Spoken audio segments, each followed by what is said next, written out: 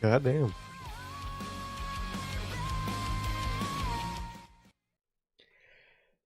Man, man.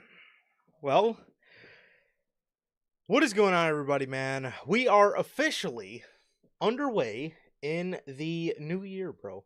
We are in the new year, man. So, what is going on, everybody, man? What is going on, everybody? And welcome back to your very first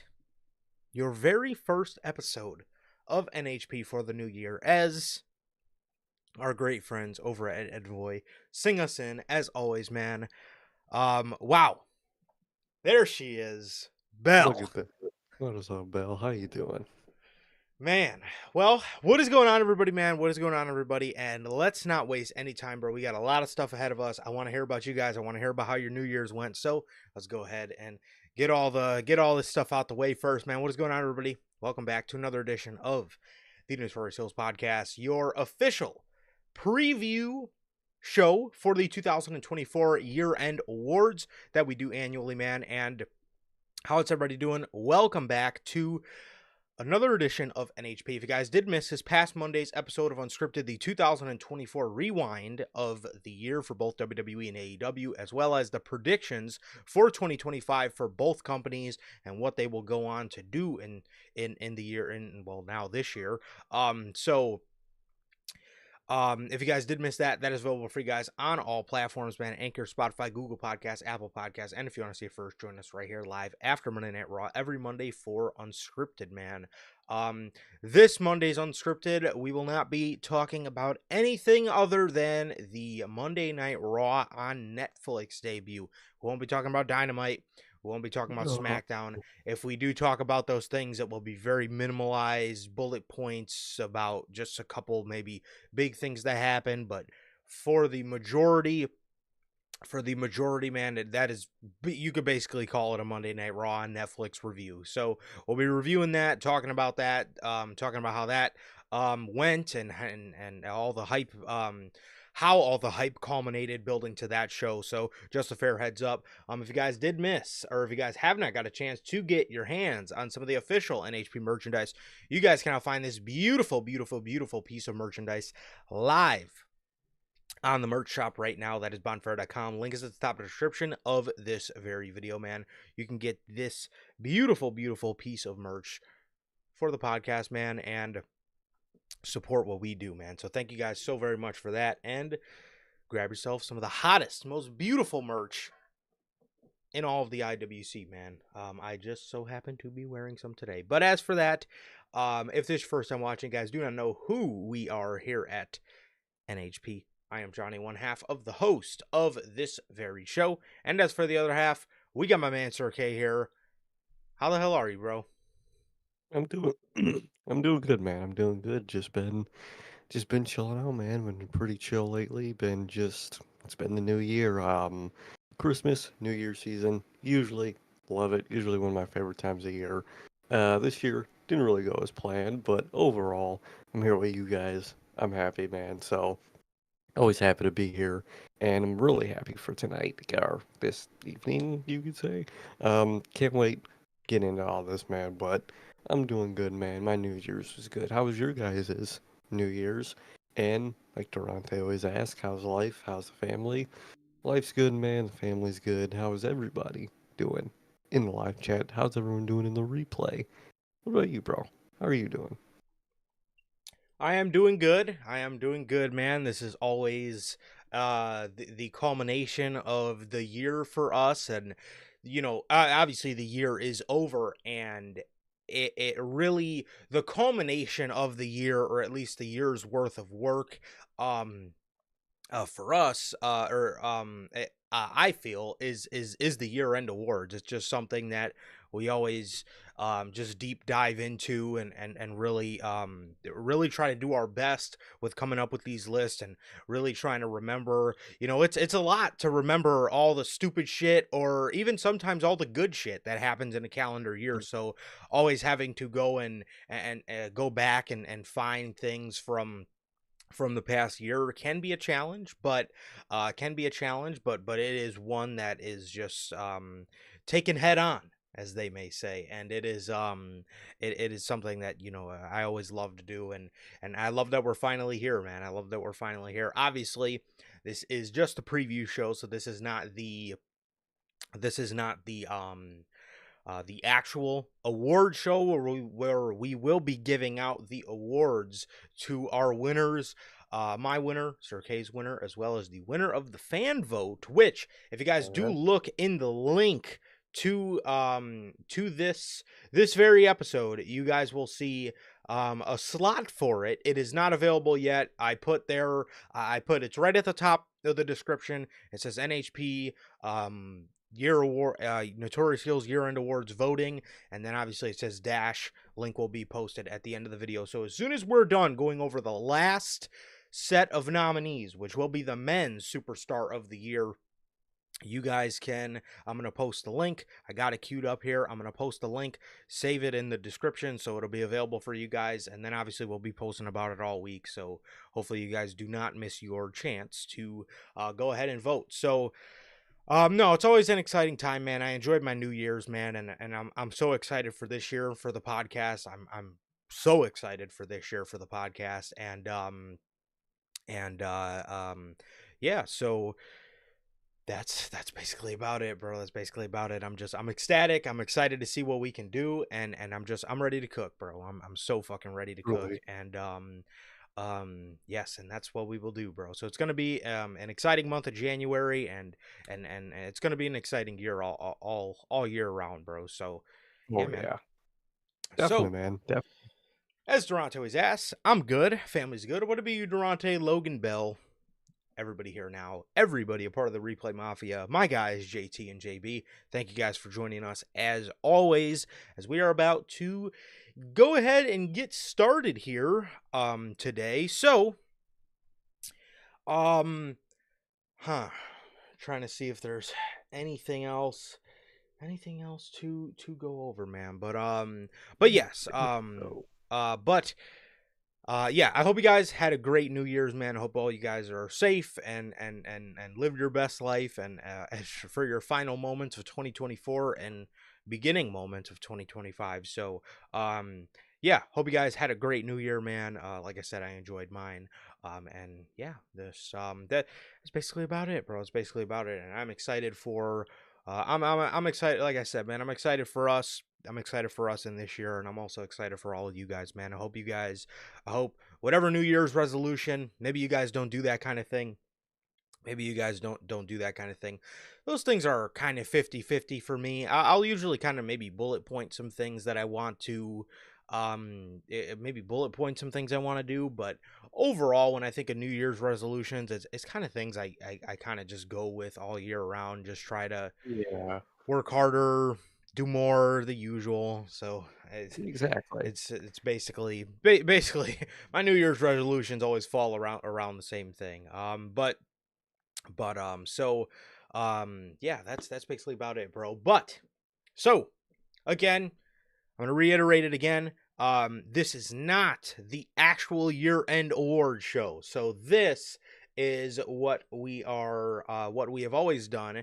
We've normally done it on Unscripted. This year we're doing it on a Wednesday. Obviously, it's a bit different because we're just doing a standalone episode this year. We wanted to give Unscripted its own thing for the Rewind and 2025 predictions, which again you guys can check out on all platforms. But we are doing the preview show. The preview show, as you can see at the bottom of your screen, man. So this is basically the show put in place where we can kind of just chat it up about the moments, things people did, things that we did not like. Obviously, we're gonna start you guys off with two of the sour categories, and talk about just the people that made the list, and also talk about the people that got snubbed, because this year, speaking of snubbed, we went from 10 nominees, which obviously you guys know we did last year. We went from 10 nominees.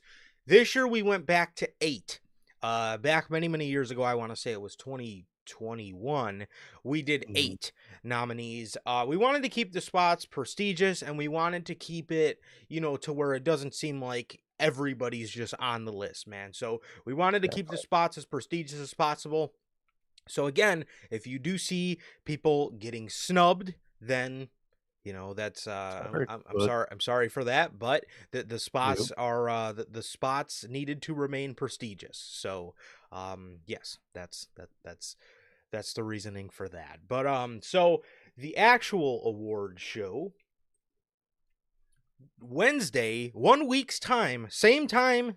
So literally in 7 days, we will be on here giving our winners for the 2024 Notorious Heels Year End Award. So Wednesday, January 8th, 3 p.m. Central, we will be on here live doing the year end award. Official year-end award show, and we will be giving out our winners. We'll be giving out my winners. We'll be giving out Sir K's winners, and we will be giving out the winner of the fan vote. So again, as soon as we get done with the men's, talking about the men's nominees, it's going to be posted before you see thanks for watching on today's episode. There, it will be available for you guys in the link to the bio, and we're gonna post the link, and you guys are gonna be able to vote.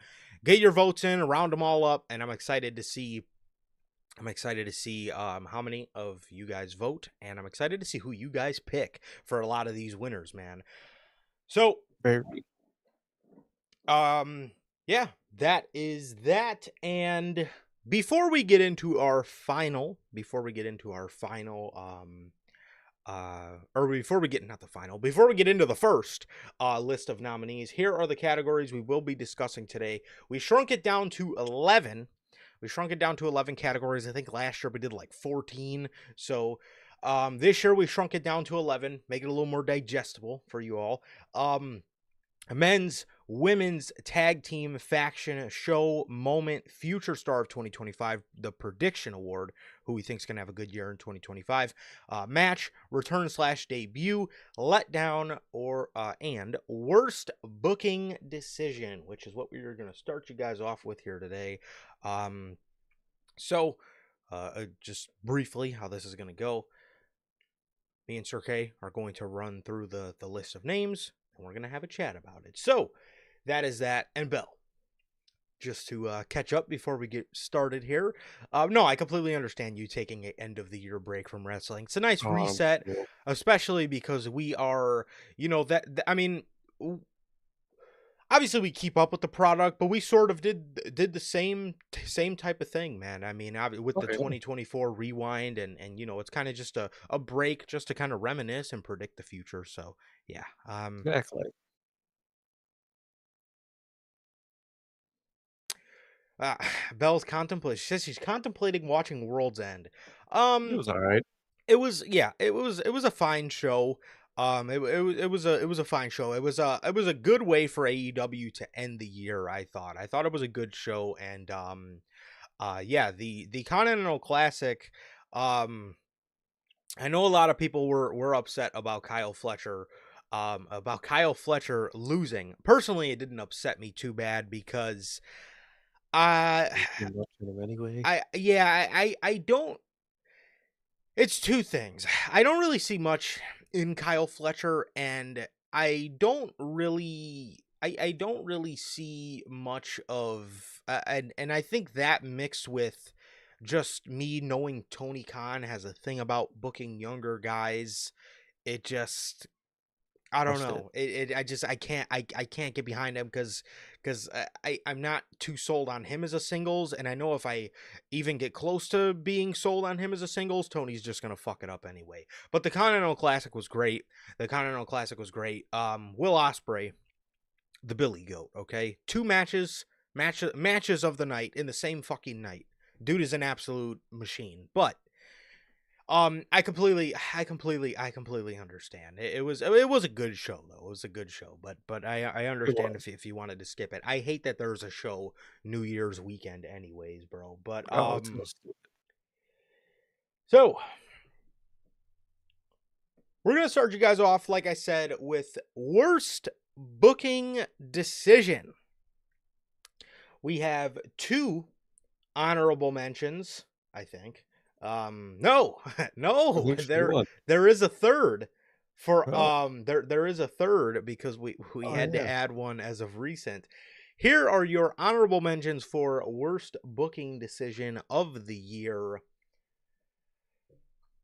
The first one, we have the Adam Copeland AEW Rah Rah speech from Dynamite April 3rd after the events, or after the speech of Mr. Phil Brooks, CM Punk, on AEW, or on Ariel Helwani's podcast. This led AEW to send Adam Copeland out there for absolutely one of the worst things you can, and one of the saddest attempts of, um, I don't even know what to call it. One of the saddest attempts of just trying to reassure people, I guess, even though they didn't have to acknowledge what CM Punk said anyway. But that's the first one for honorable mentions. Exactly. They really didn't have that was the worst part about it. They did not have to do that at all. And they set Adam Copeland of all people out there to just do the most. Just this is why everyone signed. It was just the most just saddest thing you could watch at the time. So it was just so bad looking, man. It really was. And the next one, Bandito Ugh. returns to ROH. Like, I mean, how worse can you get, dude? You have a man get hyped up with genuinely great video packages for like 3 weeks. I'm thinking where he would get him on Dynamite and everything, and then just boom, throw him on ROH, and then a news story hits that he was in for a big push in ROH. That was the whole goal. Just pure disappointment. Just, let's air some vignettes on Raw and throw him on throw him on NXT.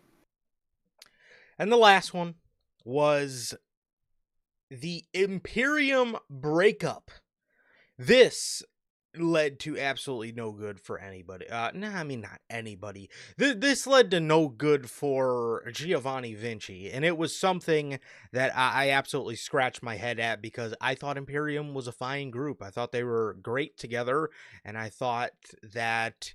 I thought that there was absolutely no point in having these guys break up, being that Kaiser and Vinci are a great tag team, and I thought they could have done really good stuff. Kaiser's doing okay for himself, but Giovanni Vinci, I mean, this was absolutely one of the worst decisions for that guy's career. Somebody who's uber talented, by the way. Oh, it really was, dude. I mean, in a time where you need tag teams more than anything, you break up another one for two singles guys you really don't have the space for. Don't know why both Triple H and Tony Khan like doing that type of shit, but they did it here, man, and that's why it's on this honorable mention list. Yes. Those are your nominees for or your honorable mentions, sorry, for worst booking decision of the year. And here are your list of Bell, you got the script? What's going on here? Hey, how Uh, do you know? uh, how do you know that's on the list? Maybe maybe Bell, that was one of the main reasons they got their TV deal, was according to Tony Khan. So how is that a worse booking decision? I ask you, Bell. Well, with that, here are your honorable mentions for worst booking decision of the year. All I'll right, read sir. it read Okay, you first. wanna start us off here, or you want me to?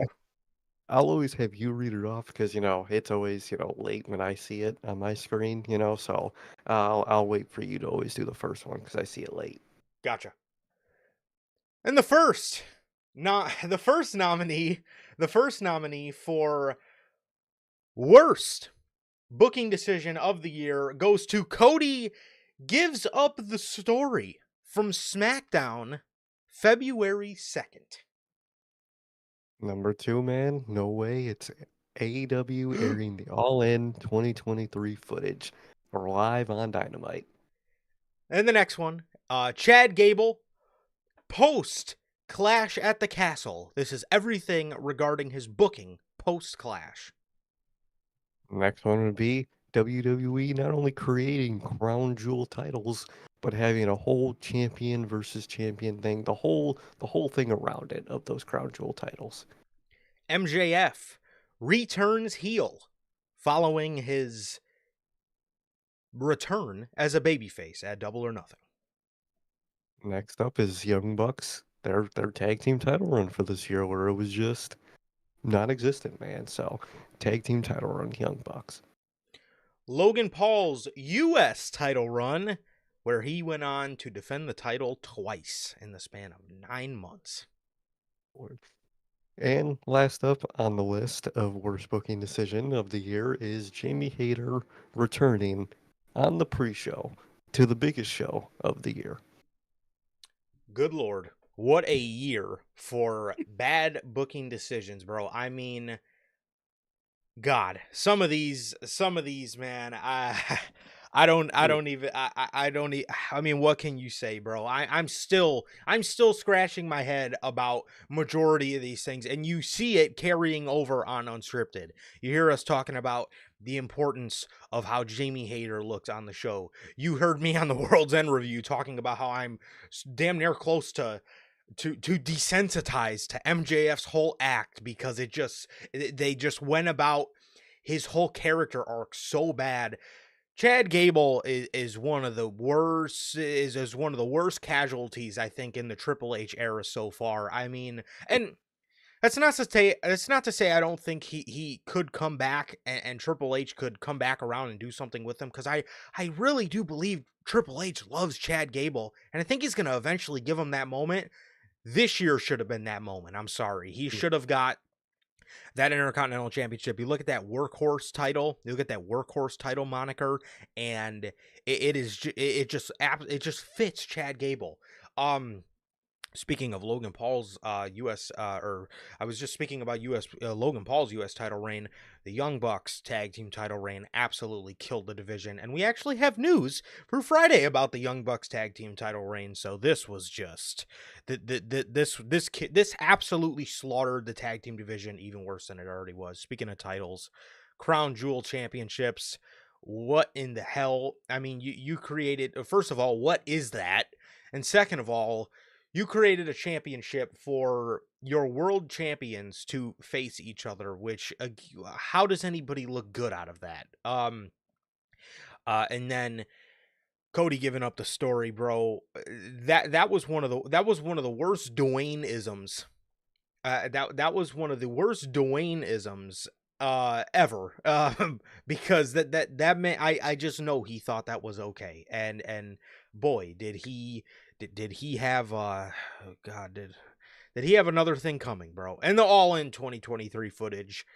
I know Tony Khan thinks this got him the TV deal. I'm sorry, Tony. This got you nothing. This got you nothing other than your company looking absolutely ridiculous. So, Oh, 100%. To start off with what you left off as, with all in footage, way to just embarrass your company and embarrass Jack Perry.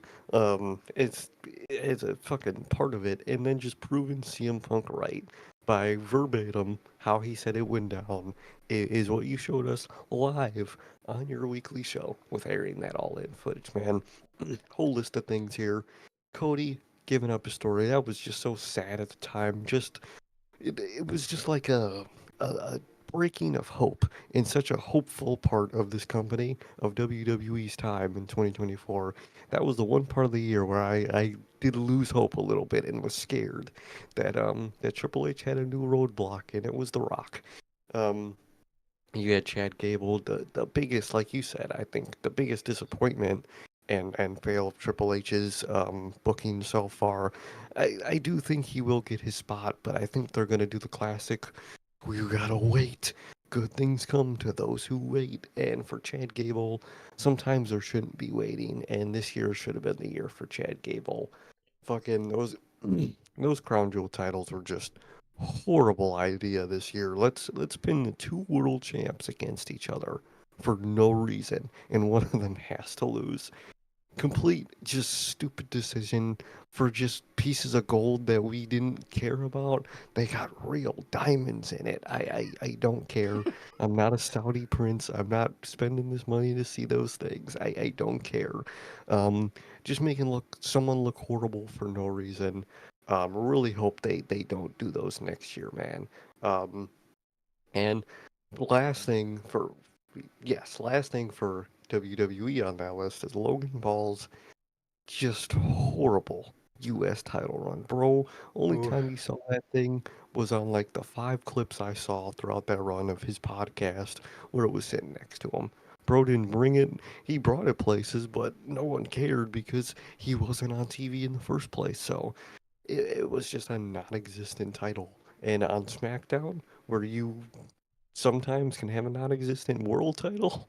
It was just non-existent titles for SmackDown, and it really soured me on Logan Paul Personally, um, and you move back over to AEW, Jamie Hayter, one of the most fucking talked about returns coming up. You throw her on the pre-show, and then she hasn't done anything since, man. She's nothing but a casualty at this point to someone else's return.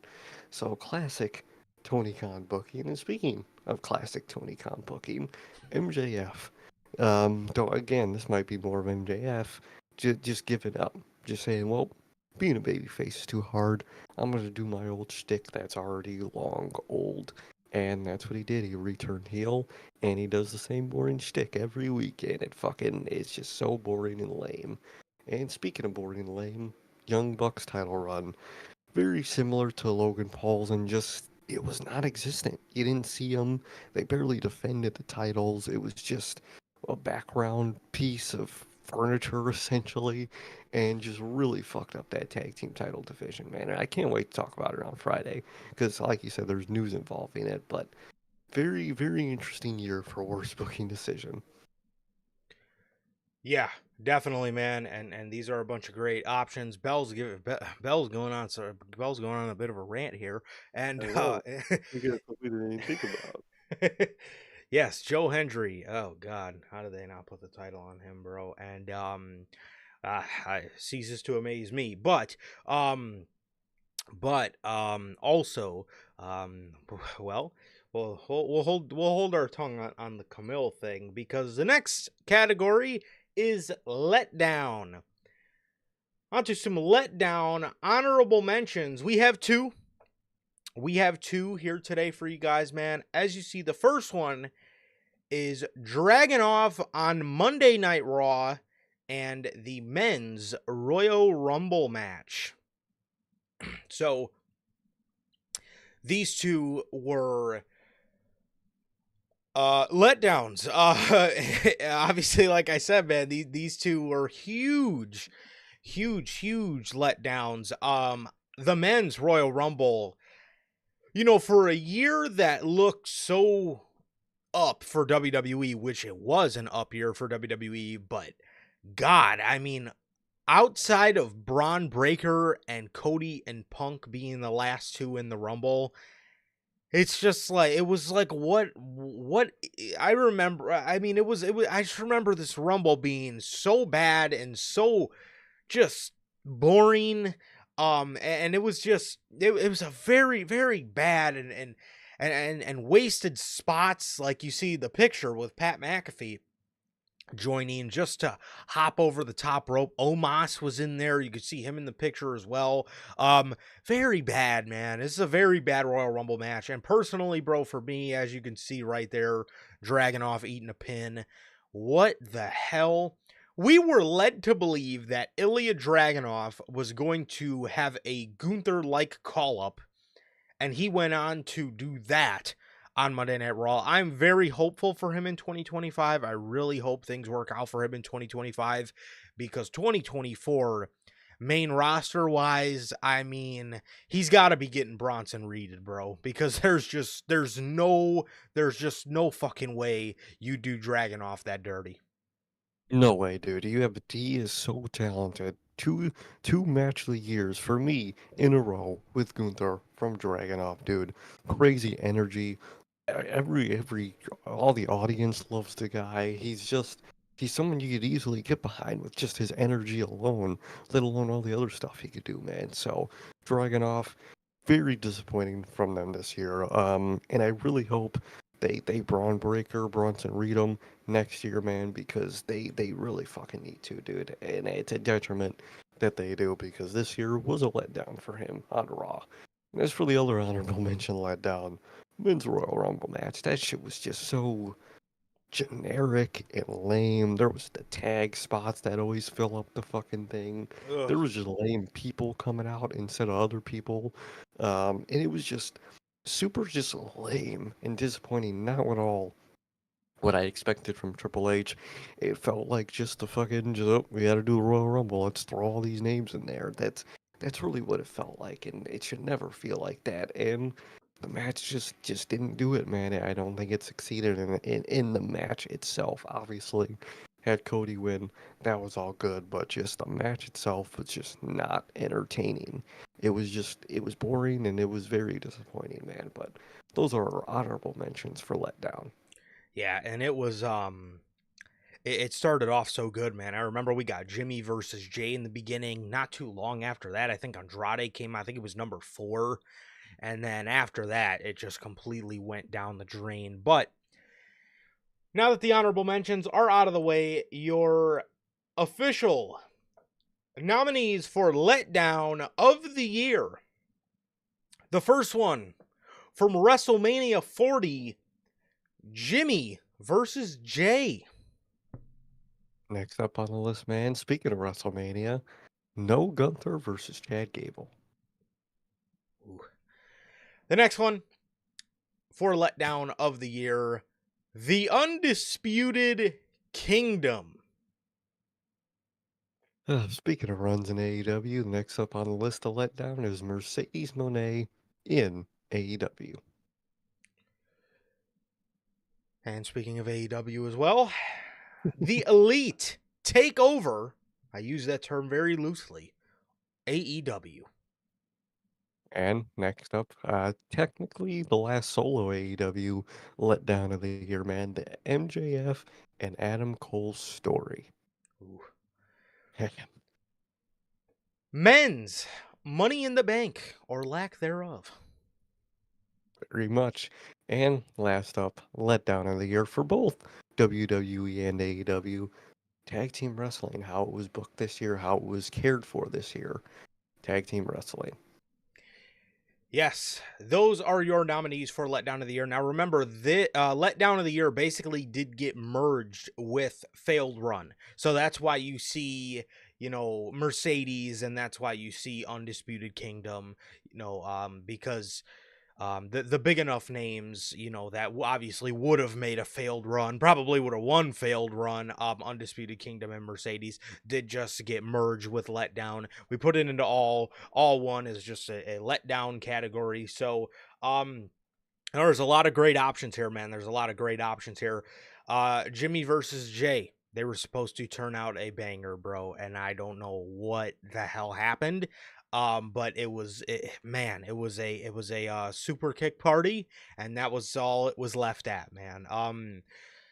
No Gable versus Gunther, bro. Dude, I remember watching those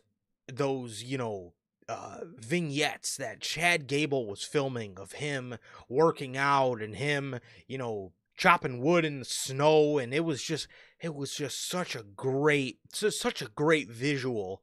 It was such a great visual, and it really got you excited for Gable versus Gunther, and then this gauntlet match happened and Sammy beat him. And Is it was so heartbreaking, man. The Undisputed Kingdom. You could say this goes hand in hand with the Adam Cole and MJF story, but more so, these guys were dead before MJF even came back. So that's obviously why we logged them in two separate things, because these guys were the next big faction in AEW. All they did was come out there. Adam Cole cut the same promos, and then Wardlow got buried again. And Roddy won the international championship and then did nothing. So it was, and speaking of that, the Adam Cole and MJF story. Oh my God, I would probably be a billionaire if I got a penny every time I told you guys that this has got to be one of the worst handled major storylines in AEW history. How fucking pathetic has this story become? And it doesn't seem like it's over. The Elite. The Elite AEW takeover, like I told you guys, man, this this this takeover, this takeover was anything but a takeover. This was a I remember being so pissed at the time, but I remember when these guys won Anarchy in the Arena, they're on Dynamite the next week saying, telling people, we don't know how much power and pull we have around here. You should have took over the company. Y'all won the company. Y'all won against the company team. They beat Team AEW at Anarchy in the Arena, and they didn't have any fucking control. Completely ridiculous, completely ridiculous to me. And what the saddest thing about all this is, for the 2025 year end awards, we could be looking at a Death Riders AEW takeover as a part of letdown of the year. So, Good lord. speaking of another huge letdown, Mercedes. Speaking on AEW as well, man. Mercedes Moné coming in, everybody gave it a chance and everybody was excited for her, and she just I don't know if the control, and obviously you could see Camille in here because Camille and Mercedes surely definitely goes along with this, man. So Camille and Mercedes, man, they obviously went on to have a partnership which went absolutely nowhere. Mercedes did not help, get Camille over or anything like that. And Mercedes' run was just very lazy and just very, yeah, I have all these championships and I'm richer than I've ever been, and that seems to be all she cares about. So, um, speaking on AEW and WWE in a jointed one, tag team wrestling. Wow.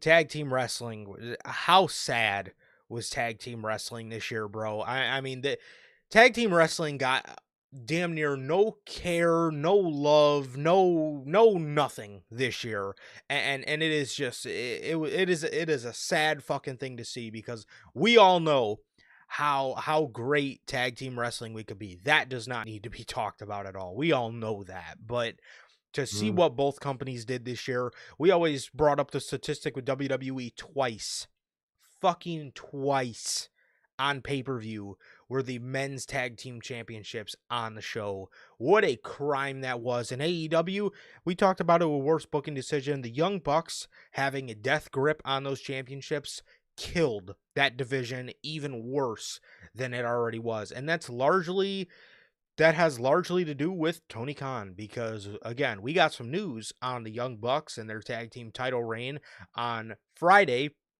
and it's not good. It's not good, and it really goes to show how much Tony Khan does not know what he's doing. And for the last one, to talk about, man, the men's Money in the Bank. Did this play into the CM Punk and Drew McIntyre story good? Yes, I can say that. But what I can't say, man, is the men's Money in the Bank could have went to somebody that could have actually used it and actually could have helped whoever that was get over. I threw my name in the hat of Chad Gable. I thought Chad Gable would have been tremendous with that briefcase. That's not what WWE went on to do. They went on to blow it in one night, which I'm never a fan of. Again, even though I can say it did play. Obviously, it had a part to play in the McIntyre and Punk story, but still, it was just. I love me a good Money in the Bank holder, and I would have liked to see what WWE did this year, and I thought it was a wasted opportunity. I think it was, dude. I think they really did waste money in the bank this year. That's obviously why it's on the list of letdown. It was just so disappointing, man. Always hated when they would just waste the money in the bank every year. And something that's probably the most commonly wasted thing in WWE every year. It's always just so disappointing to see it still happen. Um, Speaking of very letdown disappointments, man, tag team wrestling in the year 2024 was just so sad. You had a babyface DIY tag team run that just didn't see the light of day. You had fucking R-Truth and Miz holding the fucking Raw tag teams down for fucking months. It was just you had Young Bucks holding it down for months on AEW side, which again, like you mentioned, like we mentioned multiple times, Friday, new story on that, man. Of course, Tony Khan always gotta Tony Khan things. So, but just tag team wrestling was just not just not used this year. It just wasn't showcased. It damn near every WWE pay-per-view I was asking, this match could be replaced with a tag team match so many times, and you shouldn't have to ask that, man. So very disappointing for tag team wrestling, man. And one of the only times was at WrestleMania we got the match. One of the matches we did get on WrestleMania, Jimmy versus Jay, was just very sadly disappointing. This might be one of the just most unfortunate ones on the list, man. It was just, I mean, it was Jimmy and Jay, the Usos match, the Usos versus Uso match. Finally got it, and it was the worst match on the card. It was just super kicks and that was it. Not even like a story that Yeah. was like in the match. It was Which just. I think a Mm-hmm. lot of people had that on their cards to steal the show. Out of everything on WrestleMania, bro, people picked that to steal the show, and it turned out like how it did. Ooh. It was the worst match on the show, so that just sucks, man. I really hope those two can practice with each other and eventually run it back in and avenge that horrible fucking match, man. Speaking of match, we didn't even get at WrestleMania. No Gable and Gunther, man. I mean, it was something we all wanted. We all wanted Gable to finish his story at WrestleMania against Gunther, and they didn't do it at Mania, which ended up being never did it at all. And it was just very disappointing, man. And they just, to this day, he's just a guy on the roster for some reason. And I think his time is coming, but it should have been in 2024, and it wasn't. And Mania was the time to do it, and of course they didn't fucking do it, man. Speaking of things just not doing it, man, Elite taking over. They didn't take over. They fucking came in, said, "Hey, we're taking this place over because we're EVPs," and they just never took anything over, man. They appointed Christopher Daniels an EVP just to be like an opposing side to them, and that's like having fucking Elmo be an opposing side in Congress because it's just you can't take the fucking guy seriously, and it was just so bad. They were winning, but they didn't gain power. They had fucking Jack Perry there just doing weird Joker Jack Perry stuff. They had just having Okada just be there to do nothing is insane to me. Just fairly poorly executed takeover, quote unquote, of a company, which, like you said, might be on a fucking 2025 letdown of the year just with a different faction name. So always gotta love AEW, man. Trying the same thing twice and probably failing at both. Speaking of failing at both, they failed both Adam Cole and MJF with the return of their story from last year, which was the story of last year for AEW, which is the worst story of AEW of the next year, man.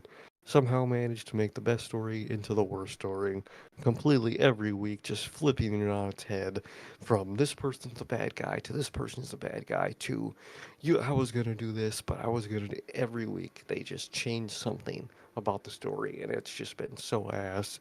And like you said, unfortunately it looks like it's bleeding into 2025, which is just very horrific to think about, man. And speaking of very horrific things, the Undisputed Kingdom are another part. They kind of tied in, but also they also had a period where the Undisputed Kingdom could have just had their own run before both guys returned. They could have done their own thing, built themselves up as a faction, and Tony Khan just didn't do that. He buried Wardlow for what, the fourth time, fifth time, who knows, lost count. And then they just had those three, Roddy and David and them just do nothing. Just won. Roddy won a mid card title, and didn't really do nothing with it, and they just were a faction on screen that occasionally appeared. And speaking of occasionally appeared, Mercedes. She's been here overall, just in the same thing every week, just flexing backstage, doing her little dancey dance, and then going out there and usually having a good match, but just not being what people were hyped. It was Mercedes, Sasha Banks, and AEW. All the stars should have aligned, and not a single one of them aligned, and it was just a very boring, just nothing reign of all talk and just no story or show, man. So a lot of letdowns this year, man. Absolutely, man. And moving on to the next award. This is the Future Star of 2025 award. This is a prediction award as to who we think is going to have a fire year in the year of 2025. Now, when you guys are voting on this, you guys will see an other option. So this is the only category that has an other option, because if you You guys, could write down. yeah, if you guys have faith in people in any company, which, for Probably some of us, WWE. yeah, so which some of us, for better or for worse, don't have faith in certain companies to book people promisingly in the future. And you can go ahead and write them down. But here is the list of future star of for the Future Star of 2025 award. Braun Breaker, Next up on the list, man, for the Future Star 2025, Jacob Fatu. Big Bronson Reed. The young, well, not young, but up and coming Stephanie Vacker, man. And the next one is a guy that a lot of people think could be called up this year, man. Trick Williams. Another person from NXT who hopefully, God, I hope, get calls up this year, Roxanne Perez. And the next one, somebody who I know I would love to see be used huge in 2025, Ilya Dragunov. Speaking of huge, man, you got Obafemi, massive guy, and just all the potential in the world. So here's your list for the Future Star of 2025. Like I said, there is an other option. So if you guys want to go ahead and throw Kyle Fletcher's name in the hat, or Daniel Garcia, or Jack Perry, or Sammy Guevara, whoever you guys want to put on the list, Joe Hendry, whoever you guys want to put on this, Kaiser, whoever you guys want to put on this list, you can, man. These are people on this list who look to be having a huge 2025, or at least be getting a bigger push in the year of 2025. And we want to know what you guys think, man. There's obviously a bunch of great options here, man. Obviously you can see the work stemming that Shawn Michaels has put in on that NXT women's division, as you see two names here that look very, very good going into 2025. The first being Stephanie Vacker. Stephanie, man, that Mercedes match, that Mercedes, after that Mercedes match, bro, obviously WWE scooped her right up, and they are on their way to turning her into a very big star, as well as Roxanne Perez, also from that women's division. Roxanne Perez, I think she's going to do great things, and I do think she's going to be called up. I do think she's going to be called up this year, man. Speaking of call up, Trick. I think they're going to call up Trick. And I think this man is going to get wildly over on the main roster. And for that, I think they're going to love him. And don't be surprised if you see him having the type of rise that the next man, Braun Breaker, had. Because Braun Breaker, when you talk about the next big thing and making it very evident that you are the next big thing, you're looking at a guy like Braun Breaker, man. I don't think any of us could have anticipated. I know we all knew Braun was good. I don't think any of us could have anticipated that astronomical rise that he had this year, man. I mean, in quick fashion, this dude was one of the best parts about Monday Night Raw, and shortly after that, he won the IC title. So, huge stuff for Bronson Reed. Obafemi.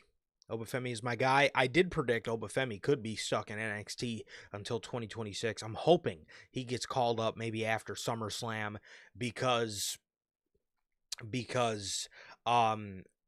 good Lord, this guy is so incredibly good. This guy is so good.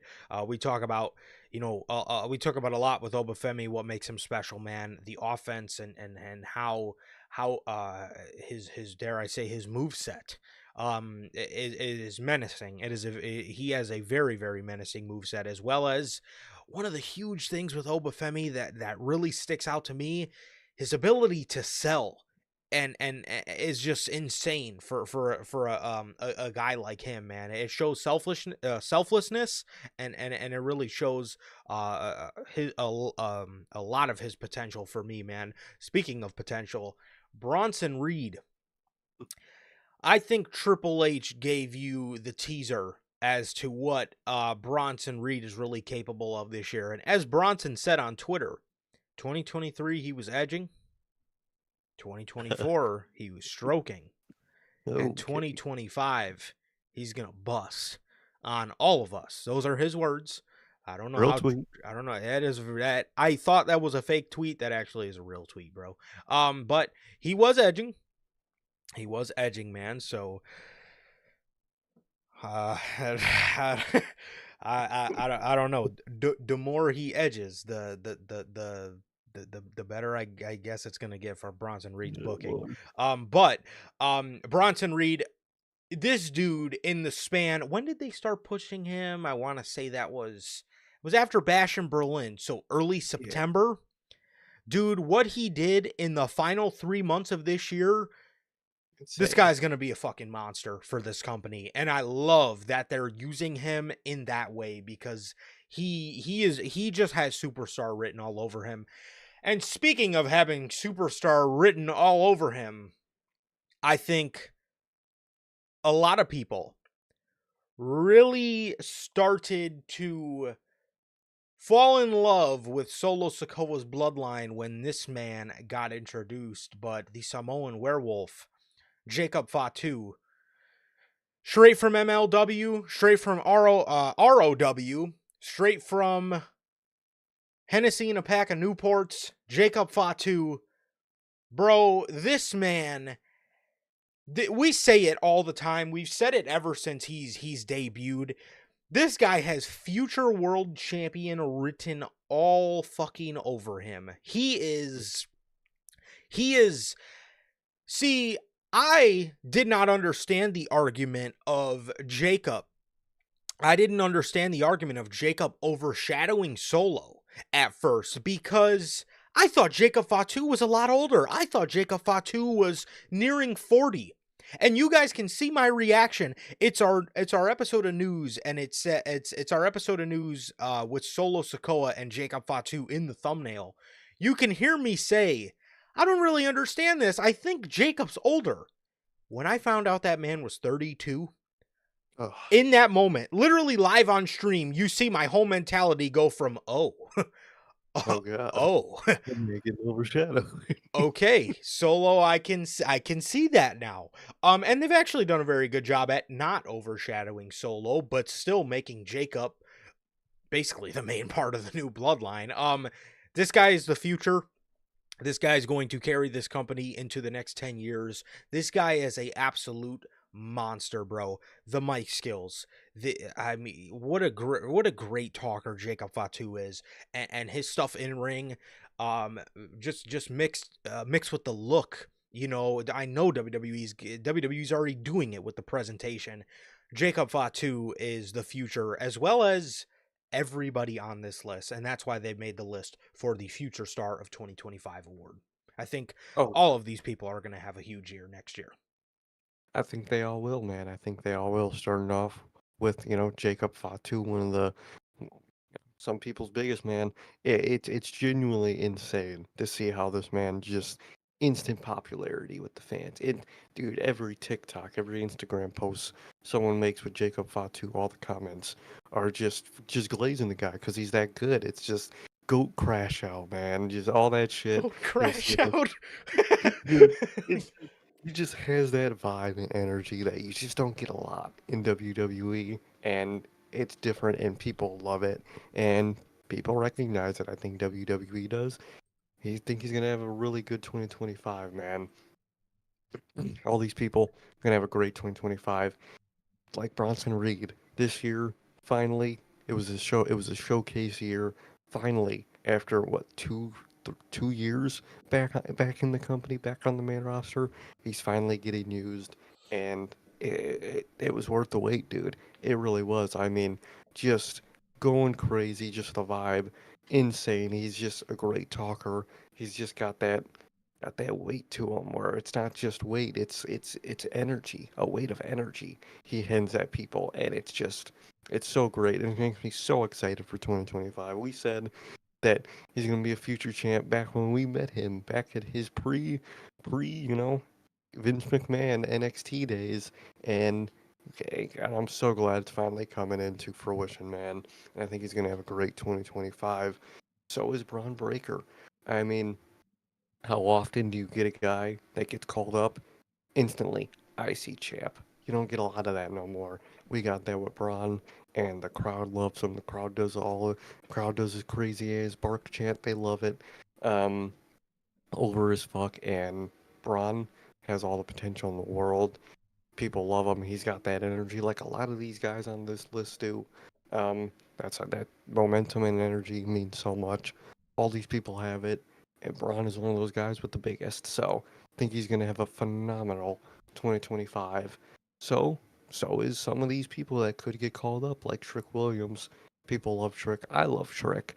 Um, Entrance phenomenal. People just can just get behind the guy like that, no problem. And I think he'll have no problem wherever he goes on the main roster. I think he's going to get over real quick, and I think WWE is going to recognize it. I think he's going to have a great 2025, man. Another person that could get called up, Roxanne, probably the goat of the women's division down there right now, just holding it down, doing great to the point where fucking Sean is just holding on to her for dear life so he doesn't lose her.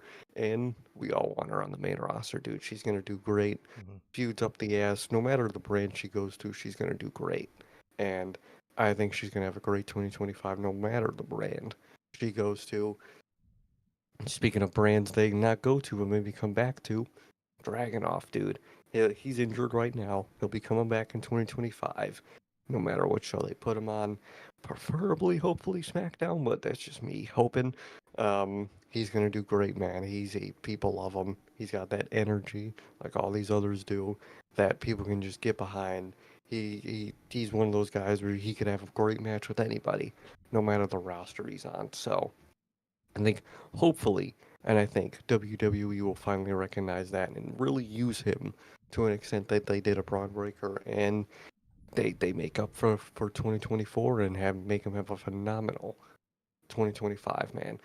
Last two people on the list down in NXT, starting with Stephanie Becker, man. Crazy, crazy launch from just having a fucking match of all matches with Mercedes to that getting her noticed, getting her signed by WWE, and going to NXT, and she's one of the big three of women down there of the women's signings, and everybody is so excited to see not only her run in NXT, but eventually her run on the main roster, whether that's more than likely 2026. I think in 2025, she'll have a great run down in NXT. Speaking of a 2025 great run down in NXT, Oba Femi, monster on the mic, in presence, in selling, in moves. Great, phenomenal fucking talent, dude. He has all the potential to be one of the big guys of your future in the company as a whole. And I think Sean's gonna want to keep his hands wrapped around Femi for a while. But no matter what, he's gonna do great. Whether it's NXT, whether he does get called up, no matter what, he's gonna do phenomenal. Yes, sir. And moving on to the return slash debut honorable mentions. Here are your honorable mentions for return slash debut of 2024. The first one, the infamous Tongaloa from Backlash France. The Rock from Bad Blood, the War Raiders from Monday Night Raw on the October 14th edition of Monday Night Raw, and Ricochet Trevor Mann from All in London. How you feeling about these, bro? They're And great, man. why do these Mhm. make what to you? What man? Why do these not make the actual list? Well, for Ricochet, I think it's pretty self-explanatory, man. He's Kobe Bryant with it. That's all I gotta say for Ricochet. Yeah, he is. I mean, it's just such a one of the people that you just think like, why did you go there? Because of what the fuck happened. Um, so that's why Ricochet's on that list because he's fucking Ricochet. You got the War Raiders. Unfortunately, they did have to make the honorable mention list. It was just too close to the end of the year, doubling how WWE just treated tag teams this year. they have a ceiling for fucking moments and whatnot and return feelings as a tag team in the year 2024. Fortunately, that's why they're on there. The Rock, he is The Rock. He's the ultimate glazer, but we literally haven't seen him since this fucking return that is in this Bad Blood. Haven't seen the fucking guy since. Hopefully, we see him on Monday, but haven't seen the guy since. And they literally moved a match that shouldn't have been in the main event to the main event for this return that ended up doing nothing. So it's kind of why I made this list, man. And lastly, but of course, never least, Tongaloa, the infamous, the GOAT. Um, I just think the other bloodline related returns, I think we could all agree were a bit bigger in importance and impact than the GOAT Tongaloa, unfortunately. Definitely, bro. And Tongaloa is one of those ones that is really on this list because of other returns just being bigger than his. There was nothing wrong with his debut like some of the other people that earned it on this list. But Tongaloa, again, there was nothing wrong with his debut in itself. It was just a matter of people having better debuts than him. With now one that had something wrong with it was The Rock, and it wasn't necessarily anything wrong, with him being there. It was just the fact of he was there and then he wasn't, and we haven't seen him since. The War Raiders. One thing that took away from this huge for me is this was on a tape show. Everybody knew a week fucking beforehand that the War Raiders were coming back. And there was weeks of vignettes, and sure, maybe we already knew that the War Raiders were on their way back, but at the end of the day, man, I felt this could have been used for a live atmosphere, and this could have been used for an atmosphere where, again, I think they were in I don't know where they were. But regardless, they could have saved this for a live crowd that was hot to see him. Ricochet from All in London, it was good, man. It was good. And it's a thing of, a lot of people say, why did Ricochet leave WWE? The speed title doesn't look too bad after all. I do get both sides of the coin. I get, I get, more people are talking about Ricochet now than ever because he's in AEW, but is it for the wrong reasons? That's what kind of scares me about Ricochet, because all people are talking about is how he sucks and how they're fucking throwing toilet paper at him. So, it's nice he's being talked about, but is it for, like I said, is it for all the wrong reasons? But those are your honorable mentions for return / debut of the year. And now on to your actual list of 8 nominees for return / debut of the year, starting off from the SmackDown after WrestleMania, the April 12th edition of SmackDown. The WWE debut of Tama Tonga to join and really form the Solo Sikoa-led bloodline.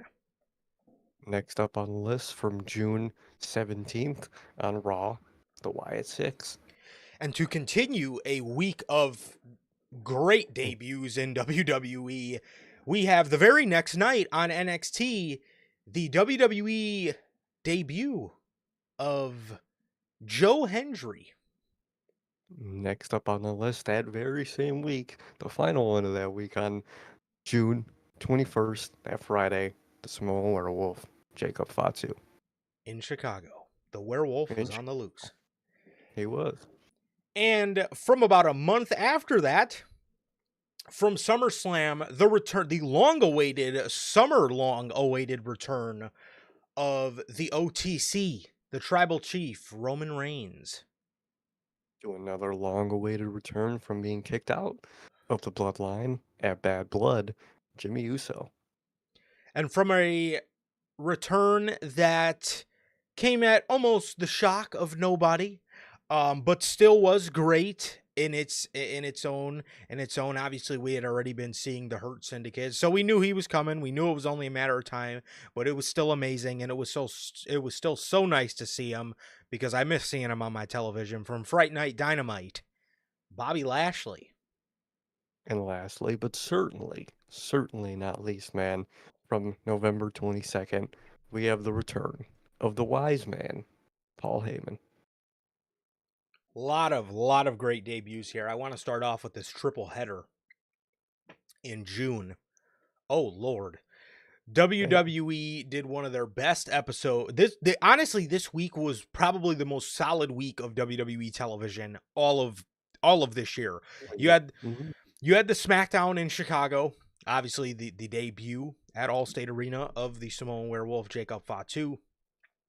Moving over to Raw from Corpus Christi, you had a bunch. That was a great episode of Monday Night Raw, and it all culminated at the end with Jey Uso running away, Jey Uso running away, and then we would see the debut of the Wyatt Six. How I mean, cinematically one of the greatest debuts they've ever done. I mean, how just epic was that? And then in the middle of the week or after Monday Night Raw, on Tuesday, we seen a long-awaited debut. WWE in their partnership with TNA finally came to a head when people seen the main guy that everybody wanted to see as a part of this crossover, Joe Hendry. I mean, how awesome was that to see that NXT crowd go that nuts for Joe Hendry? And obviously you could see by the picture how happy he was. I mean, it was an amazing debut. Going back to the Bloodline for a little bit here, a lot of Bloodline debuts and returns here. Tama Tonga. Tama Tonga really started this whole thing off. I don't think we had heard that they were thinking about putting him in the Bloodline, but up until that point, nobody had even heard Tama Tonga was in the building or anything like that. And he came out and Jimmy got attacked, and it was made evident that Tama Tonga was not going to be in the bloodline, or at least not just any bloodline. We were off to a start of something different, and this was going to be a different bloodline. Tama Tonga was not just going to come in and join Roman Reigns as a part of that bloodline. No. He was going to be a part of the solo-led bloodline, and how awesome was that? Speaking of the solo-led bloodline, we had the return of Roman Reigns to combat that, to combat everything Solo had did over the summer, taking out Jimmy, taking out Heyman, stealing the Ulafala. It was long awaited. It was in front of 50,000 people, and it was the whole reason Solo Sikoa got the WWE title match at that show in the first place, is because we all knew the OTC was making his return on that night after a summer of people dreading, or not dreading, after people clamoring for this guy to come back, bro. Speaking of clamoring for him to come back, Jimmy Uso, dude, how awesome was it to see Jimmy Uso come back, take out the guys on the outside at Bad Blood for their match, just to reveal himself as being back to help Roman Reigns fend off this new bloodline. And also, speaking of the bloodline, Paul Heyman.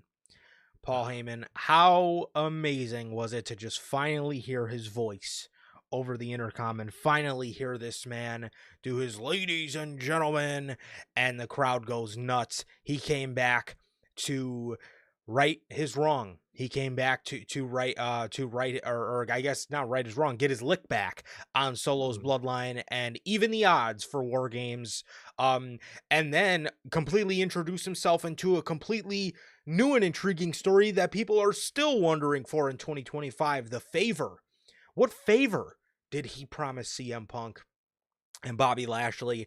It was so heartbreaking for me when Bobby Lashley left WWE, but I understood because they weren't using him. But it just boggled my mind how Triple H did not find any use for Bobby Lashley, and he left. And it is he left, and it is and like I said, it was a sad thing because you hated to see WWE squander his talent. He's gone over to AEW, and since then the Hurt Syndicate's probably the best fucking part about that show. So yes, but the debut in itself was great. MVP called him. He said it's time to come to work.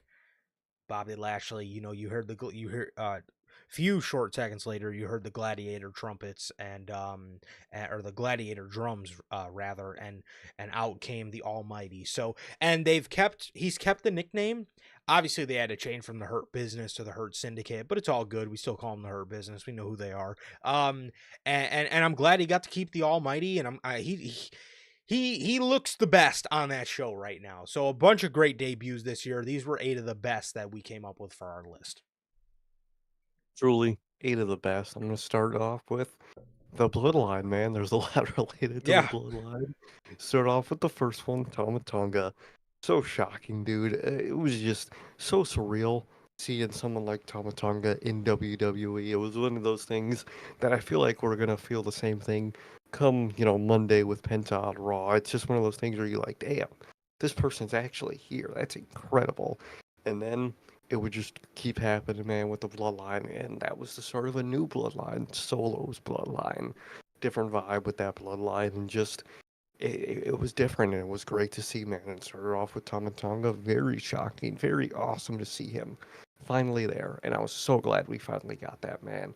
Next up on the list, technically, if we're going in chronological order with the bloodline, we have Jacob Fatu. Well, we had by the time Tama Tonga has already debuted, talked about him. Honorable mention. That was actually that was a very important element. It was just confirming that like, oh, wow, all this shit is happening. We got God. Anything's possible. Which anything being possible led to the Samoan werewolf. Jacob Fatu finally showing up was very, very fucking just talked about and rumbled about after Tama Tonga was who's gonna be next. It was Jacob Fatu, and there was a fear that they were going to change his name and make him basically be dumb him down essentially so they Caesar. could get Solo over. Caesar Sokoa was originally going to be his name. So glad they didn't go through with that, man. And they went with the Samoan werewolf Jacob Fatu, and it was everything, dude. From where he came, you would just watch clips of his promos, his matches, his moves. Fucking beast of a man. And he finally debuted on SmackDown, and the fucking everybody just loved it. Instantly got over, and he's still over and will be over in 2025, man. Next up, probably technically the most important of the bloodline to return, um, the Tribal Chief, man, the OTC Roman Reigns Survivor Series, massive moment. Music hits, crowd confused, and then they went crazy because they realized it was the Tribal Chief, man. If only he had the actual Tribal Chief theme song, but I digress. If It only. was the Tribal Chief coming back nonetheless, and it was a phenomenal moment, dude. Seeing him again, fans going crazy, him looking around, him just basking, and the fans just going nuts for him. Great fucking moment, great stare down, and just it was the return of Roman Reigns after summer without him, of Solo taking over, fucking took out fucking Paul Heyman, and just it culminated into an amazing return for the main character. And then next up was the return of someone who got kicked out of the bloodline post WrestleMania, Jimmy Uso. Solo kicked out his own brother. And then when Roman returned, he was alone up until at Bad Blood, the return. Jimmy Uso, great return. Love the camera work for that one, by the way. That was probably one of my favorite produced ones this year. I thought they just produced it phenomenally, with the camera and him in the mask, and then him doing a little turnaround. Great moment, great way they did it, and it was just awesome, dude. We got the return of Jimmy after all that time, and he was refreshed. He's been moving like crazy since then. He did end up breaking his foot, but He was he going was been too moving crazy. crazy. He was going way too crazy. We ended up breaking his foot, man. But Jimmy Uso, like we haven't seen him since coming back, and it was just an awesome fucking moment. Lastly, for the bloodline, we got the wise man Paul Heyman finally coming back, culminating the story of Bloodline v Bloodline, and just bringing some great, awesome, not only moments, but of course with Paul Heyman story as well, story of a favor between him and Punk to help for Punk to help the Bloodline, and the tension between him and Roman, and him and all the rest of the OG Bloodline. Great to see. Phenomenal moment. Truly phenomenal moment. It goes so hype. That moment fixed the fucking storyline for um War Games, going into War Games. So very important return.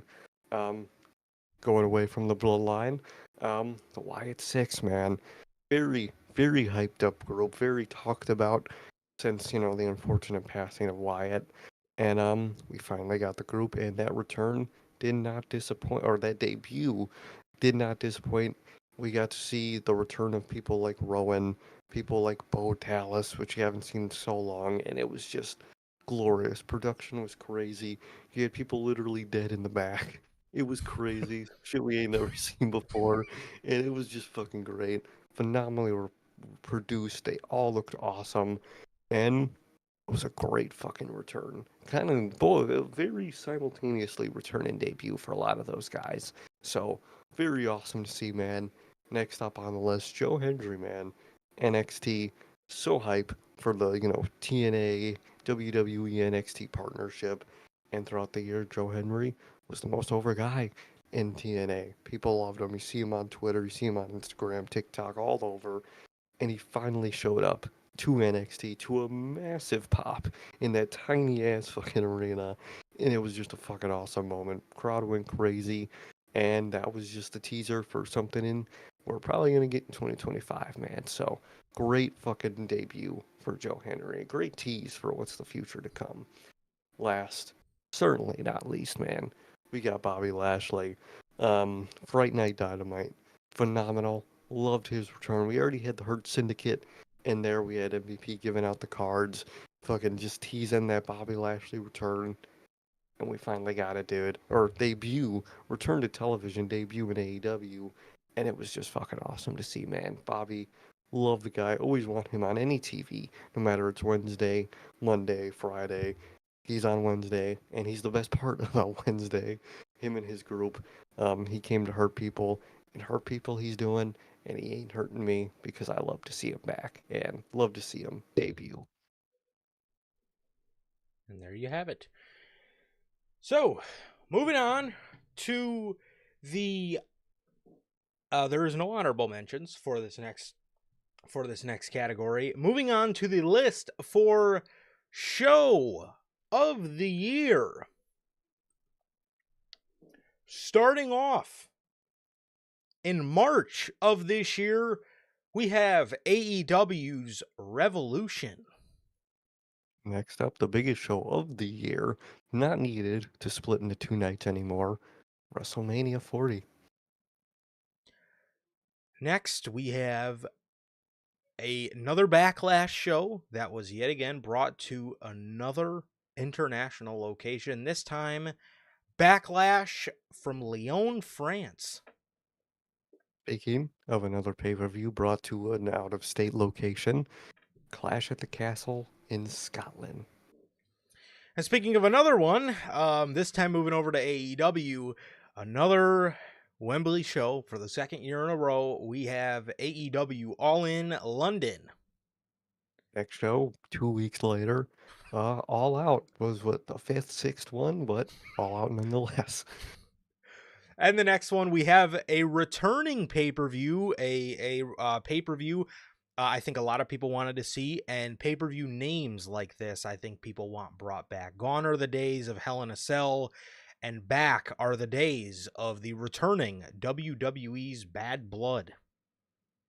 And last, but certainly not least, man, last show for WWE official pay-per-view wise, War Games Survivor Series. Man, Great so list. yes, a lot of great options here. A lot of great options here. A lot of great options here, man. Starting, I guess we'll start with the beginning of the year, dude. Revolution. What a very complete Revolution card they gave. Obviously, that all culminated at the end with the just beautifully done Sting retirement. Then moving over to WrestleMania 40, the road to get to WrestleMania 40 was so chaotic, and it was. I mean, you endlessly hear all of the guys involved talk about how chaotic that WrestleMania season was, and just how awesome that turned out. It was great, man. It was great. It was a bit nerve-wracking at points, but it was great. Backlash in France, I can honestly tell you guys, I do not think I've heard a crowd that loud ever. Mhm. Ever, man. And then obviously Clash at the Castle, Scotland. It was another great atmosphere, another show with a bunch of just great matches, all culminated at the end with, McIntyre and Damian Priest, Punk screwing over Drew McIntyre, thus furthering the story of Damian Priest not being able to hold on to a championship without help. But it was a great show. It was a fantastic, fantastic show from Scotland, man, and I very much so enjoyed it. All in London, man. This was incredible. This was an incredible AEW show. You had MJF and Will Ospreay. You had you had oh god, well. I don't know if I should mention that match, but you had MJF and Will Ospreay, man. We had another. Did we have another? Yeah, was it? Am I thinking of the right Was show? that I think it was. I think that was where that happened. Or was You, it Stadium Stampede? it might have been. I no, I think Might I'm. have been I don't know. both. Regardless, regardless, you had MJF, Will Ospreay, you had Tony Storm and Mariah May, the culmination of their storyline. And speaking of the culmination to storylines, the main event, Swerve Strickland versus Bryan Danielson. My God, how amazing was the story told behind that match? Obviously, with Adam Page being the guy being the guy to end up costing Swerve. Then moving over to All Out, Osprey versus Pac. Huge, huge standout from that show. Willow Nightingale versus Chris Statlander. Willow Nightingale versus Chris Statlander. Jack Perry and Brian Page. And then, man, the Brutal. debut of the well actually too the debut of the Death Riders, which was an incredible formation, and then all culminating inside of a steel cage with Adam Page and Swerve Strickland. What in the world? That was nuts. That was good lord. That was one of the most violent matches I've ever seen, bro. And moving from one violent match that closed the show to a violent match about a month later that opened the show, CM Punk versus Drew McIntyre on Bad Blood, mixed with that incredible tag match in the main event of that show, with Jacob Fatu and Solo Sikoa versus Cody and Roman. The Jimmy return, the Rock return. They really hyped up Bad Blood to be a great show, and my God, was it, bro? And then from Hell in a Cell to War Games, we have Survivor Series War Games, man, and the OG Bloodline versus the new Solo Sokoa led Bloodline, the favor from CM Punk, the just most rich in story War Games match we've seen since its return in 2017. God, that was just how, I mean, if you love story, there's no way you do not love that War Games match because it was so fucking good. Mixed with that banger fucking triple threat in the middle of that show with Breaker, Sheamus, and Kaiser. Amazing shows from the list this year, man. Really a lot of amazing shows on the list this year. Revolution, whole Sting retirement, everything around that was just phenomenally done. Crowd was going crazy. Revolution's always a good one, and this year was one of their best, man. It was really fucking good. Um, Sting was really the main focal point of the show, man, and it was just wonderful, amazing to see, man. Loved Revolution. Obviously, so glad that the next one on the list, WrestleMania, is even here. We don't have to split it to two nights no more because the other night was so bad. None of that. Whole show rocked. First night rocked. Second night rocked. WrestleMania under Triple H is just. It's just a great fucking show, man. It's what WrestleMania should always been. It wasn't for many years, and it's just so happy. I'm just so happy we get WrestleMania on these list of shows of the years, not only earning it, but just being itself. You know, got to split it up into 2 nights. It was great. Cody finished his story, just in a way saying goodbye temporarily to Roman in that title reign was just so incredible, man. Truly an incredible show. Incredible weekend, really. Speaking of incredible, incredible crowds. Backlash France, insane crowd. For a really good show. I liked France as a location. Um, Hope they go there again for a different show, man. But just incredible, incredible show with an incredible crowd. Same thing with Clash at the Castle, Scotland, dude.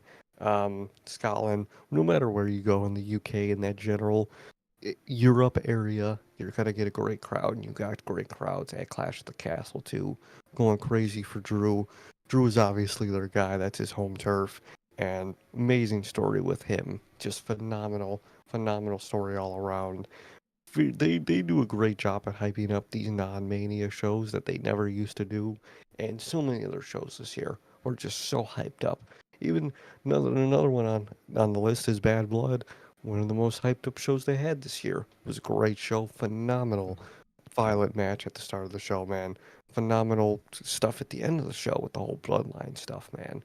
They did a great job at building up these non big five pay-per-views this year, and you got shows like Backlash, Bad Blood, Clash, even didn't make the list because it, really wasn't didn't make it just didn't make the list. But even you got a show like Saturday Night's Main Event, they just do a great job at just hyping up non-mania shows. Bad Blood, Backlash, Clash, all in that list. But speaking of one of the big five on the list, Survivor Series, War Games, dude. War Games, phenomenal. That men's War Games, Bloodline v Bloodline, incredible. Women's one was really good. Probably the most disappointing one they put on. I just think they definitely could have done better with that women's one, but thought it was phenomenal nonetheless, with a phenomenal triple threat in the middle of that show, man. And last but not least, we go back to AEW. Two shows used to be back-to-back weekends, and then they give it a week break. Starting out it all in London. Their biggest show, their WrestleMania, you could say, of the year. Incredible. It was a really good show for AEW, man. Just the Brian Danielson finally getting his moment and just winning that world title. The build to that was just great. And that show was great all around, dude. You had so much good stuff on the show. It ended phenomenally. And it was just a great show. So was All Out, man, 2 weeks later. Usually, like last year's All Out was just, it was a fucking mess. This year, they really came around on that system and made All Out really good. Just stuff that could have been on All Out but was just after All In, or could have been on All In and after was All In, put on All Out. It was just a really good fucking show. Great match between Swerve and Paige. Fucking incredibly violent, and it was just a great fucking match, and just phenomenal all around, man. A lot of great shows this year. No question, bro. No question. Now, with that, man, an official word from our sponsor here at NHP, W Energy. W Energy is an energy drink loaded with vitamins and nootropics formulated to improve focus without the jitters, man. Definitely helped us get a nice focus here on these year-end awards, bro. W Energy is a clean formula that is sugar-free, zero calorie, free from fillers and artificial colorings, with 150 milligrams of caffeine per serving, man. You guys can now get your W Energy products today with the link below and code NHP at checkout. Shout out to W, man. Always, always, always shout out W, the official sponsor of your boys here at NHP. Truly, always a great pleasure working with Dubby. Always a great pleasure drinking Dubby, and you guys should too. Thank you, Dubby, for the sponsor. Yes, sir, bro. Moving on to honorable mentions. So, some of these honorable mentions here get long. We move to 10. The first list of honorable mentions here for Moment. This was probably the hardest year for Moment there has been. The first Oh one, yeah, Chicago Rain. This was from the March 25th edition of Monday Night Raw when The Rock was whooping Cody Rhodes' ass out in the Chicago Rain, man. So Chicago Rain is your first entrant for moment honorable mention. Next mention on that honorable mention list, Sami Zayn dethroning Gunther at WrestleMania. The next one is Seth Rollins loses the World Heavyweight Championship that moment when Drew McIntyre is standing in the ring and Drew's almost brought to tears, and the camera pans to one of the most heartbreaking shots you will see all year in WWE. One that doesn't get talked about enough, in my opinion, is that shot of Seth Rollins after he sacrificed everything from WrestleMania 40. Next up on the list, speaking of broken dreams, you got Drew's broken dreams from WrestleMania 40. Won everything and then lost it all due to his own hatred. And the next one on the list is from Backlash France, and this is Yeet City Lyon. This is the entrance of Jey Uso. So obviously you guys know last year we did entrance of the year. That sort of got merged with moment, I guess. We just put entrances, if they were that good, in a moment. And this, if there was an entrance of the year, would have undisputedly won it. This was the, again, I said when we were talking about show, Backlash, um, Backlash, one of the loudest crowds you'll ever hear in WWE, and they got it bumping for the entrance of Jey Uso to turn Lyon into Yeet City. Speaking of Bloodline, man, next up on the list, June 28th, the Bloodline attack the Wise Man. And the next one, from Money in the Bank, one of the most heartbreaking and out of nowhere announcements you will hear all year. John Cena comes out, which we all, I think, thought was for a happy little John Cena. When am I going to have my next match promo? He announces his retirement. Heartbreaking. And we are about to embark on that retirement tour in 5 short days. So for Money in the Bank, John Cena announces his retirement. Next up, someone winning a title. Jey Uso wins the IC title. Not January, I'm so sorry. September 23rd.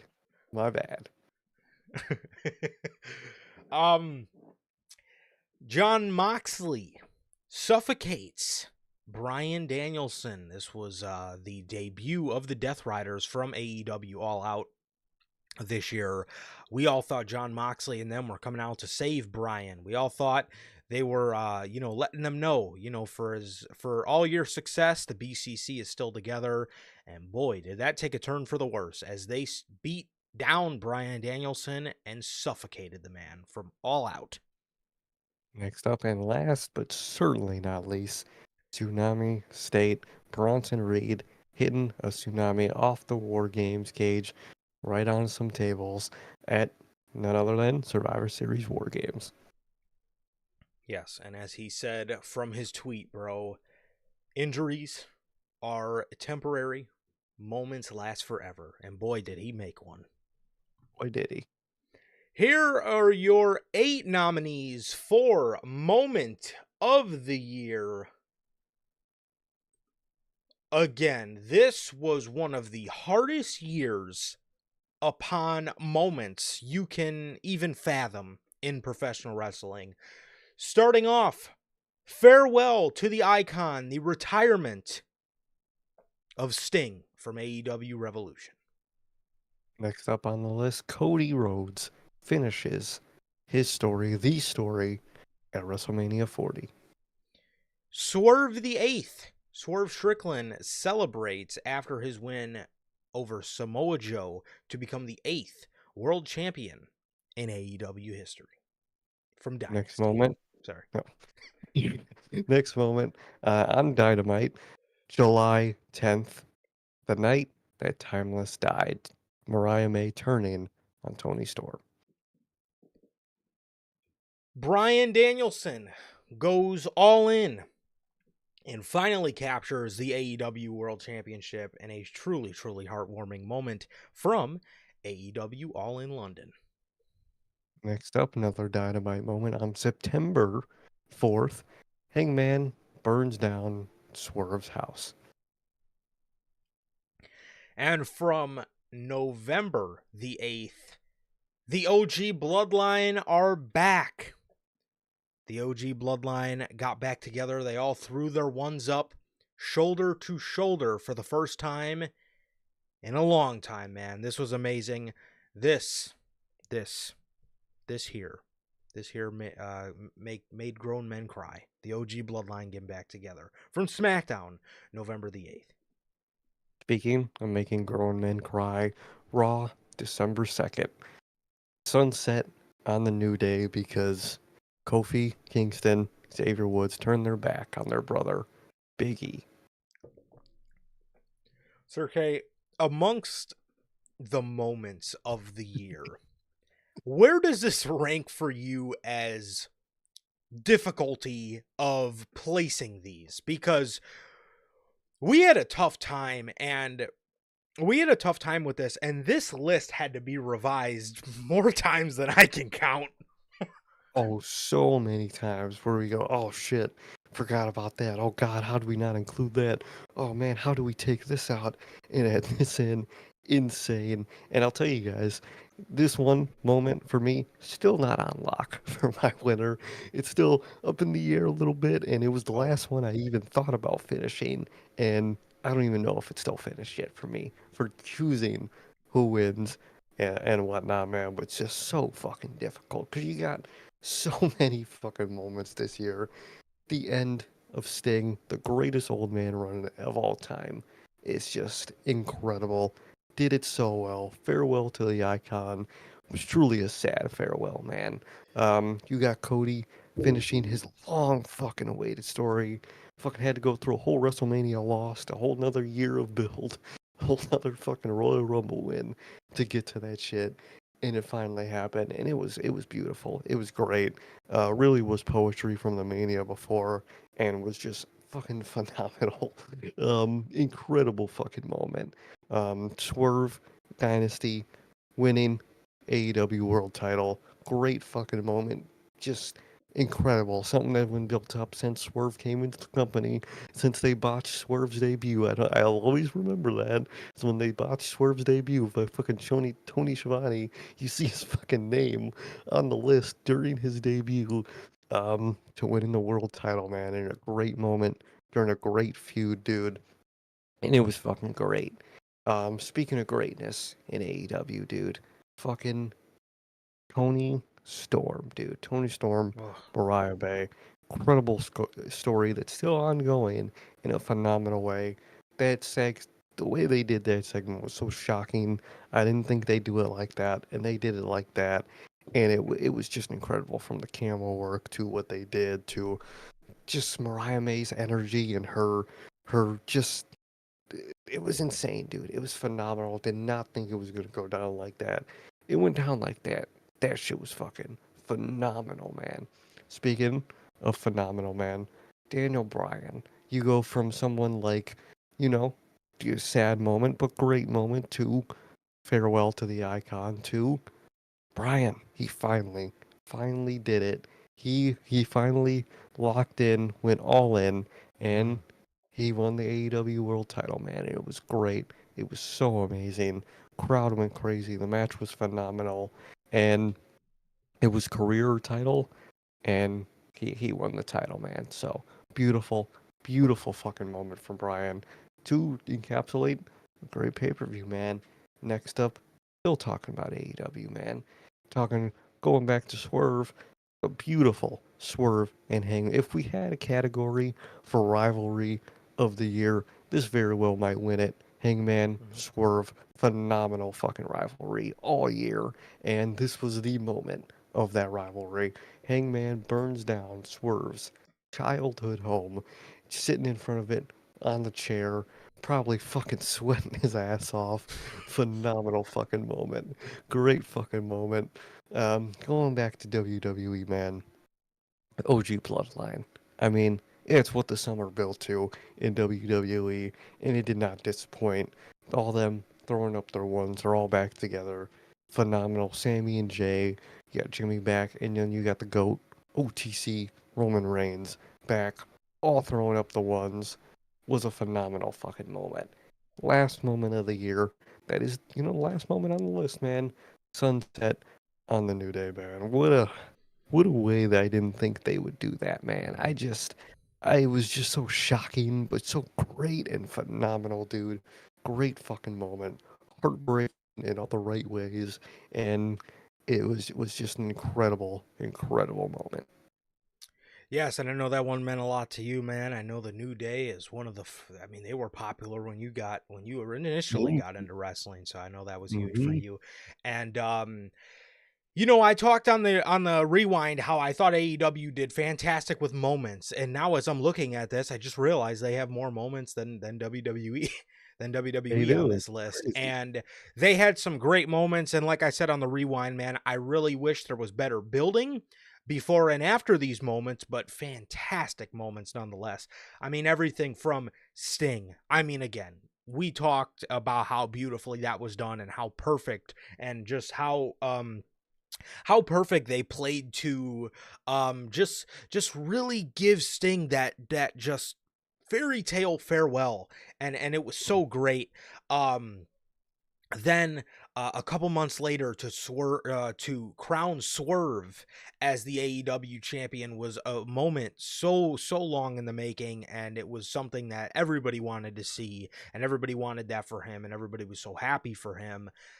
And the night Timeless died, I always talk about so much how I hate sometimes how AEW can do heel turns because they don't do an official like turn segment.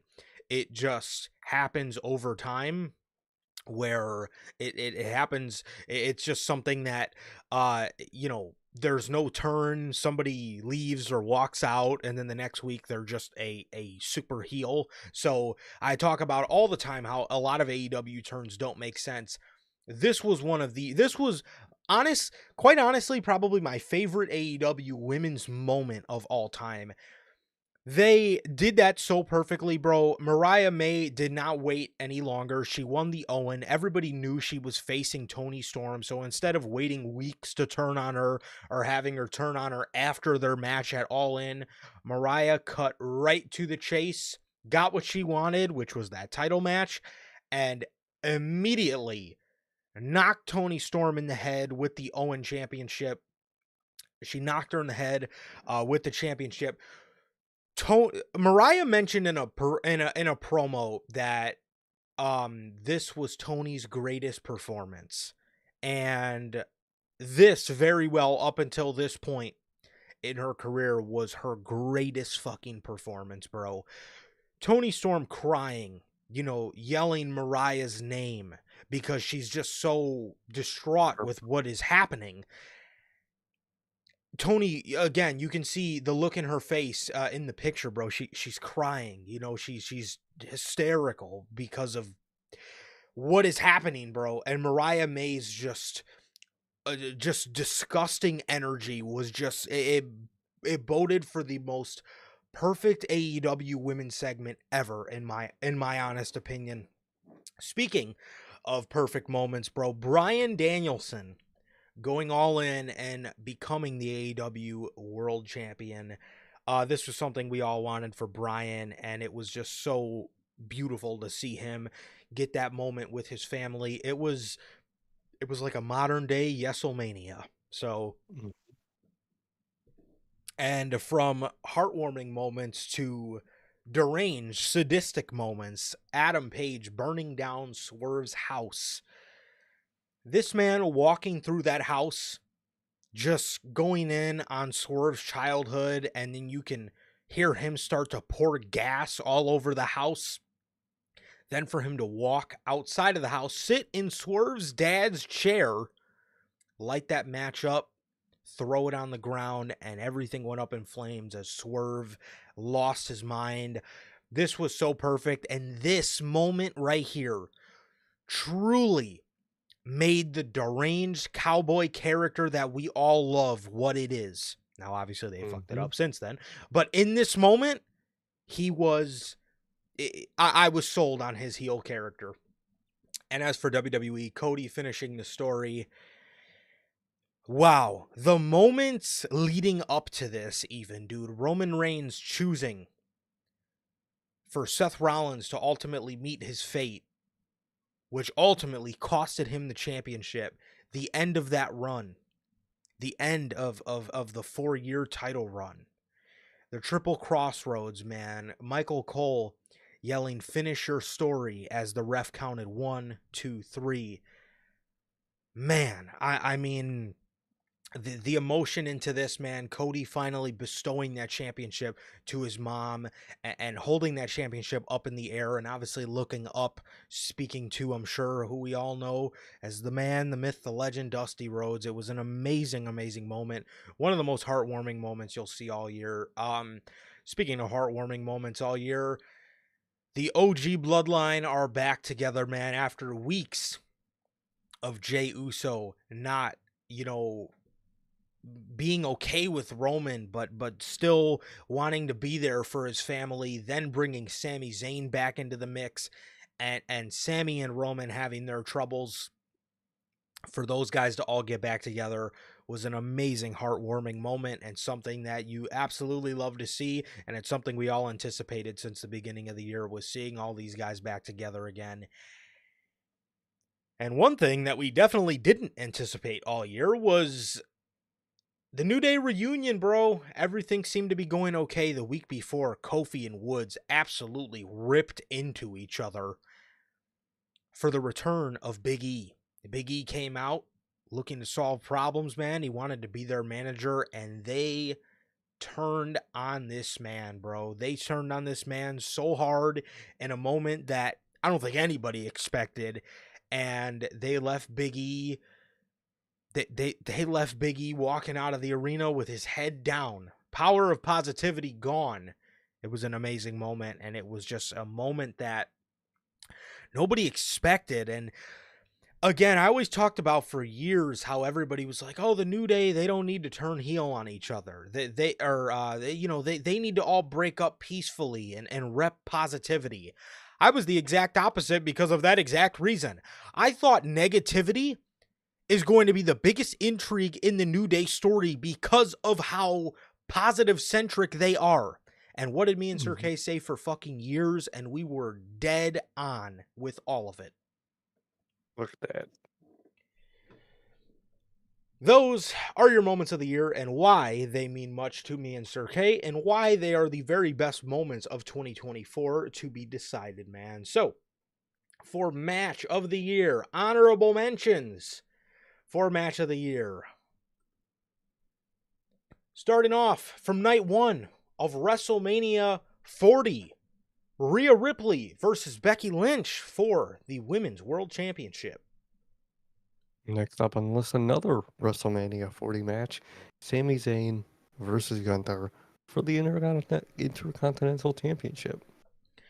And the next one from Backlash France, AJ Styles versus Cody Rhodes, bro. What do they say, man? Two hoopers. Next up, speaking of two hoopers, well, one hooper, at Forbidden Door, Mercedes Moné, Stephanie Becker, title for title. Also from Forbidden Door, Swerve Strickland defending the AEW World Championship against international champion at the time, the Billy Goat, Will Ospreay from Forbidden Door. Next up, at Bash in Berlin, CM Punk, Drew McIntyre. S- This Strap was a match. strap match, right? Yes. Yep, this was a strap match. And the next one, the Chicago Street Fight, Willow Nightingale versus Chris Statlander from All Out. Truly one of the best AEW women's matches you'll see all year. Speaking of AEW matches, at Dynamite, Holiday Oh, Bash, you skipped in one. the gold. No, not on my list. Not Will Where? Ospreay and Darby. Uh, uh, it's you're looking at the wrong one. It's Breaker and Kaiser. Okay, Oh, well, yeah, I got an old one. that might Oh, have been the old one. oh, my bad, my bad. Breaker at Survivor Series War Games. Sheamus versus Sheamus versus Breaker versus Kaiser. Fuck. God damn it. I got And- the old one. no, Looking at the old one. you're fine. And well, the one Sir K was going to say from Dynamite Holiday Bash. Will Ospreay versus Darby Allin in the Gold League of the Continental Classic. Speaking of the Continental Classic and Will Ospreay at World's End, final match honorable mentions Will Ospreay versus Kazuchika Okada. And those are your honorable mentions for match of the year. And now for your list of matches of 2024. Here are the 8 nominees for match of the year. This was huge, man. We obviously tried to keep this to matches that we cared about, matches that had story, Obviously. and and you'll see that play in with the winners. So don't be upset if certain things don't win. They got to have story, they got to have care, they got to have momentum going into them, and they obviously have to be a great match. And here is your list of nominees for match of the year in 2024, man. Starting off from AEW's Revolution, Sting and Darby defend the AEW Tag Team Championships in a tornado tag match against the Young Bucks. Next up on the list at AEW Dynasty, Will Ospreay versus Bryan Danielson. And from night one, the main event of night one of WrestleMania, the final boss, The Rock, and Roman Reigns versus Cody Rhodes and Seth Rollins to the right, or for the right, to see if it was going to be no interference or bloodline rules. Next up on the list at the main event of night 2 of WrestleMania at Bloodline Rules, Roman Reigns versus Cody Rhodes 2. And the next one, the final countdown, title versus career for the AEW World Heavyweight Championship. Swerve Strickland defending against the American Dragon, Bryan Danielson from AEW's All In London. Speaking of AEW, All Out. Next up on the list, Swerve Strickland versus Hangman Page in a brutal steel cage match. Well, from a steel cage match to a Hell in a Cell match, CM Punk versus Drew McIntyre, the culmination to their basically year-long feud inside of Hell in a Cell from WWE's Bad Blood.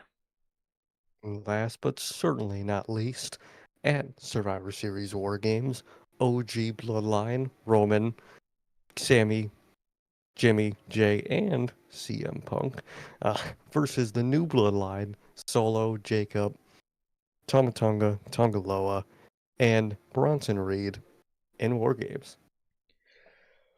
Wow. How hard was this one, bro? This, Ooh. yikes. This one was another tough category. This one was another very, very tough category. Sting and Darby versus the Bucks. Chaos, Demolition Derby, as you may call it. This man Sting was this man Sting was getting active, bro. I mean, this was oh god, that man was going nuts. Didn't he fall through glass in that match? Like, what is this guy doing, bro? Um, um, he fell through glass. Darby took a glass bump that I don't think anybody will ever forget. Real glass. I know a guy who probably was very pissed off about that bump. But this was chaos. This was incredible. Ospreay and Danielson was a match that lacked a little story going into it. AEW is very lucky and very fortunate enough to have the aspect of these two just being big enough names where the match can be the story. But personally, I would have liked a bit more story into this. But the match itself, bro, this obviously did not disappoint. All you have to do is look at those two faces and know that match was just going to be a banger from the moment the graphic was posted. So Cody and Seth taking on the Bloodline, Rock and Roman. Bro, The Rock made Roman wrestle 40 minutes to the point where his hair looked like a lion mane after it. And these guys kicked ass in the main event of night one, man. This was an incredible tag match. It was an incredible tag match, and I mean, these guys were going in the crowd. The Rock had all his heel ups, bro. He was whooping Cody with the Mama Rhodes belt. Incredible stuff, and it was truly something that caught me off guard because I didn't. First of all, I didn't expect them to go 40 minutes, and second of all, I did not expect it to be as good as it was. Um, Roman and Cody, in terms of I mean, cinematically, and just how rich in story this match was, from all the callbacks, and just the celebration of 40 years of WrestleMania mixed with at the 10th year of every WrestleMania, it always ends with WWE's top babyface winning the world championship. And the tradition carried on here as Cody Rhodes finished the story in this match, and we came to the end of, in my opinion, the greatest WWE Championship run in my lifetime that I've ever seen. Speaking of finishing stories and great world title achieving moments, Bryan Danielson and Swerve Strickland. You didn't know what was going to happen because we all know Bryan was done being full time, but was he going to take it to the next step and call it a career? We didn't know. We seen Adam Page in this match cost Swerve and really further that story. Is just amazingly rich in story there.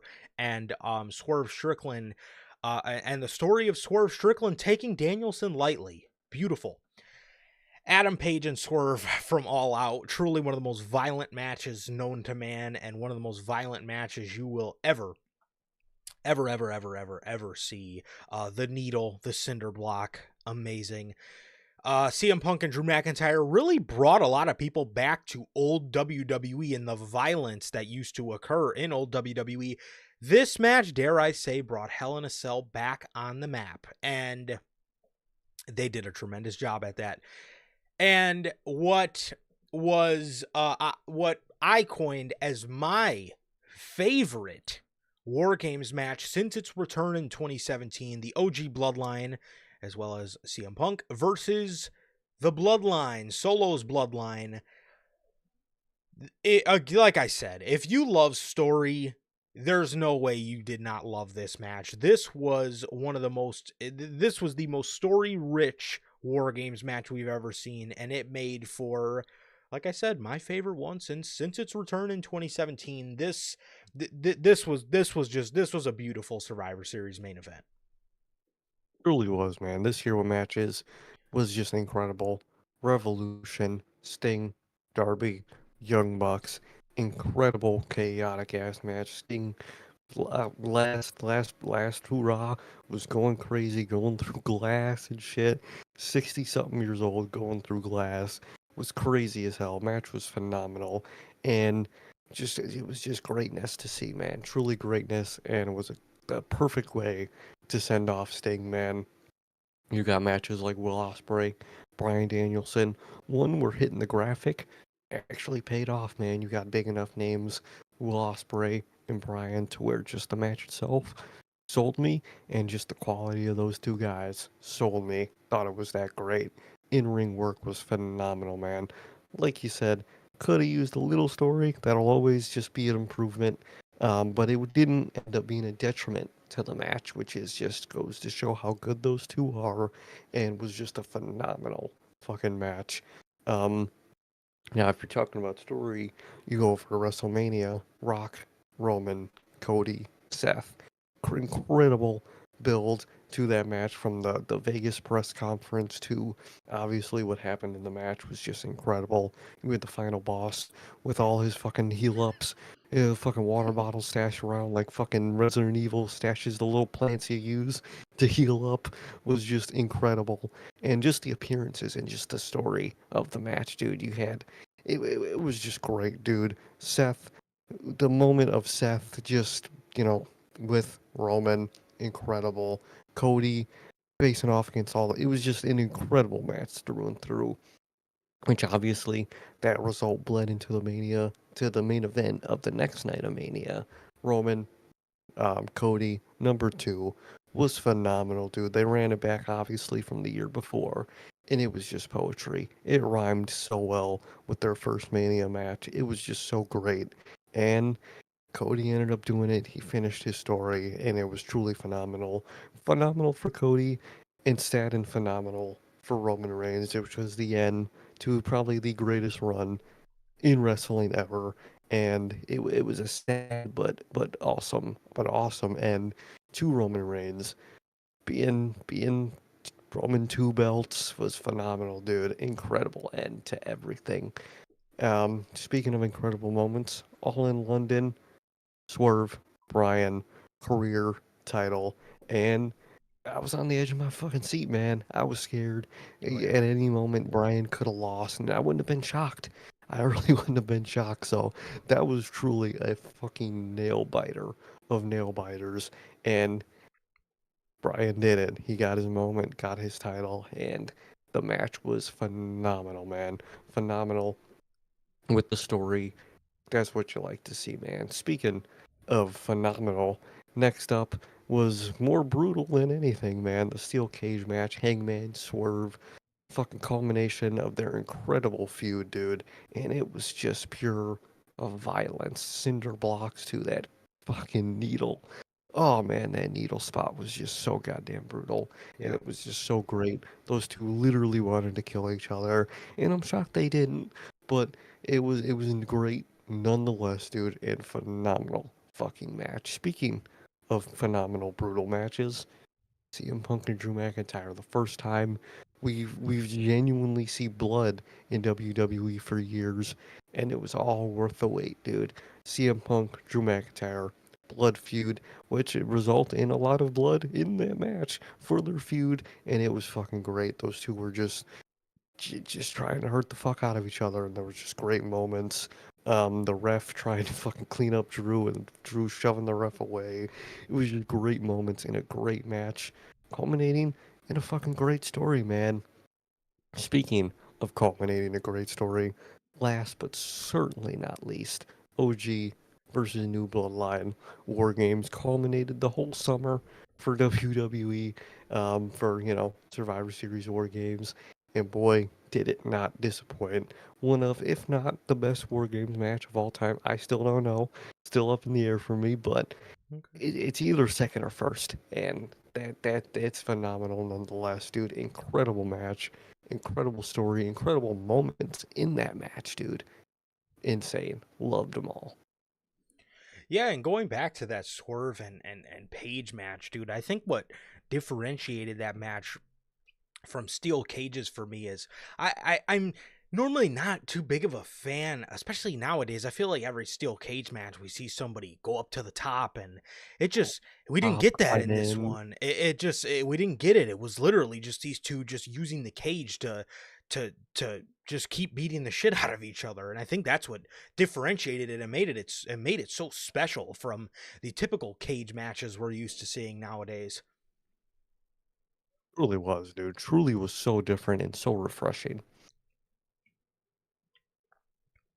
So that is your list for matches of the year for 2024. Moving on to faction. Here are your list of nominees for faction of the year.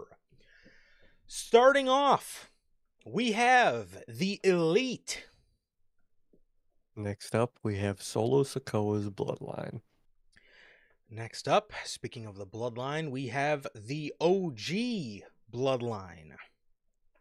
Next up, we have the Wyatt Six. Next up, man, we have the old Judgment Day, the JD, Finn, Damian, Rhea, and Dominic Judgment Day before the turn. Next up, we have another version of the Bloodline. Some may call the Ultimate Bloodline, where it was everybody: Rock, Roman, Solo, Usos, everybody. Next up, we have the Death Riders. Man, Oh, man. And last, but certainly not least, we have Alpha Academy. Yeah, man. Great year for a lot of these groups up and down, man. I mean, you look at the Elite, they all held gold this year, and in the beginning of the Elite, so things took a turn for the worse as the year went on. But in the beginning of their run, the Young Bucks were fucking fantastic as prior to the footage, and Okada and the Young Bucks seemed to be a genius move, and things did take a turn for the worse as the year went on. But and then you obviously look at the next two groups. Well, let's do before that. In the beginning of the year, Sure. you seen The Rock join the Bloodline, and he joined and he I mean basically took the place of Jey Uso, really. Um as The Rock joined the Bloodline, man, with Solo Sikoa in there still as the enforcer. You had No Yeet Jimmy and Roman. These guys had a great run building up into WrestleMania, as I would have hoped they would, because they were taking up 40 minutes in the beginning to every SmackDown. But nonetheless, it was cool seeing the final boss and the tribal chief together, and just seeing them that segment, dude, where Roman asked the Rock to acknowledge him, and then fucking Rock proceeded to throw up the Bang Bang Gang symbol. Whatever. But then obviously moving well, actually prior to WrestleMania as well, we had the old Judgment Day. Basically doing the last of their work all together, because Rhea would get hurt, and then by the time she came back, the group was never the same. But the old Judgment Day is there, man. And then obviously after WrestleMania, Alpha Academy went on to become one of the best parts, if not the best part, of Monday Night Raw all summer. I mean, they were doing great work. Chad Gable was treating all of them like shit. They were all scared of him. It was great stuff. Speaking of the summer, Solo Sikoa forming his version of the Bloodline, getting all the outcasted members of the family, Tama Tonga, and bringing in Tonga Loa, then bringing in uh probably the most outcasted member of the family, the one that nobody wanted to work with because they all knew how dangerous he was, Jacob Fatu. What an amazing run they had. Also in the summer, we seen the debut of the Bray Wyatt tribute faction, the Wyatt Six. We seen Rowan, we seen Gacy, Nikki, Dexter, and Bo all together, man, as they formed the Wyatt Six. And man, I mean, some of the stuff they did this year, bro, cinematically with their vignettes and just everything cinematically with the Wyatt Six has been on point. Um we obviously would see the demise of the Blackpool Combat Club in the formation of the Death Riders. Man, the Death Riders, when they first formed, bro, had such a cool factor to them, Mhm. and it looked so up for AEW television, and we all know how that went. But regardless, in the beginning of their run, man, amazing stuff. And then at the very tail end of the year, we seen the reemergence of the OG Bloodline. Man, again, like I said when we were talking about Moment, so many people cared so much to see all these guys back together. It finally happened, and it was just an incredible moment. And just and it's been amazing to see the group back ever since. Everything they've done, even before they got together, the promos, building to get back together, everything just had you on the edge of your seat, man. So these are your factions of the year. Truly, man, all great factions. I'll start off with the Bloodline. You started off with r- The Rock coming into the Bloodline, and it was incredible. It was so scary, but awesome and nerve-wracking and funny at the same time because you got The Rock there. Great, great aura off the charts, man. And just love the chemistry that The Rock added to that group, and it was just really fucking great to see, man.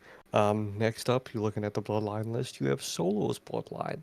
After Mania, when Roman lost, Solo took control, man. He took control, and he brought all the outcasts, God, Jacob Fatu, and it had at moments rocky moments, but it really came into his own. And OG Bloodline has just been phenomenal, dude. They really came into their own. They're doing so well.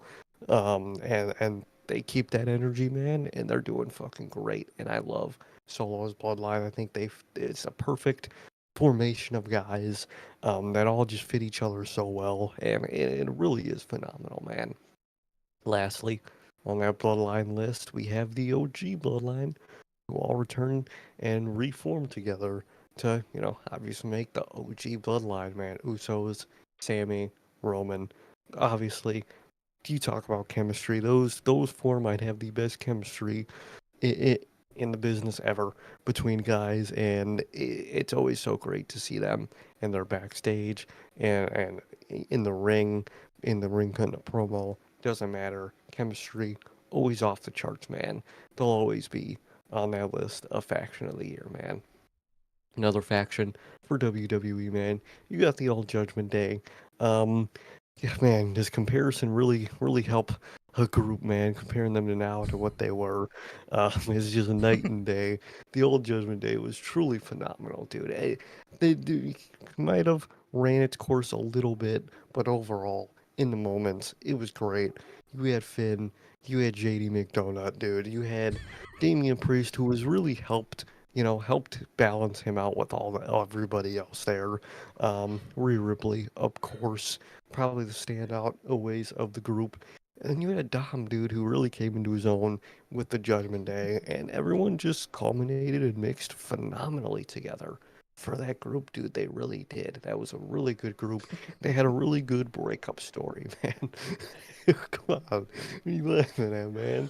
Um, yeah. I don't know. Speaking, See, we've called him JD McDonut all year, but I don't know why that one caught me so off guard for some reason. is it because I said it so professionally? Just, JD McDonagh, he really Yeah. did help with the group, dude. He really did. But another group that was phenomenal for WWE this year, Alpha Academy. You mentioned it. We mentioned it at the time, and we mentioned in the rewind, dude. They were one of, if not the best part of Raw during that Chad Gable Alpha Academy era. It was just so great. The chemistry he had with them and what they were doing and what he was trying to do with them. It was just so fucking great, man. Such a great story culminating around a whole group, and they did so well with it, dude. They didn't end up doing so well with Chad Cable in that group separately afterwards, but at the moment when they were all together, it was just fucking phenomenal, dude. It really was.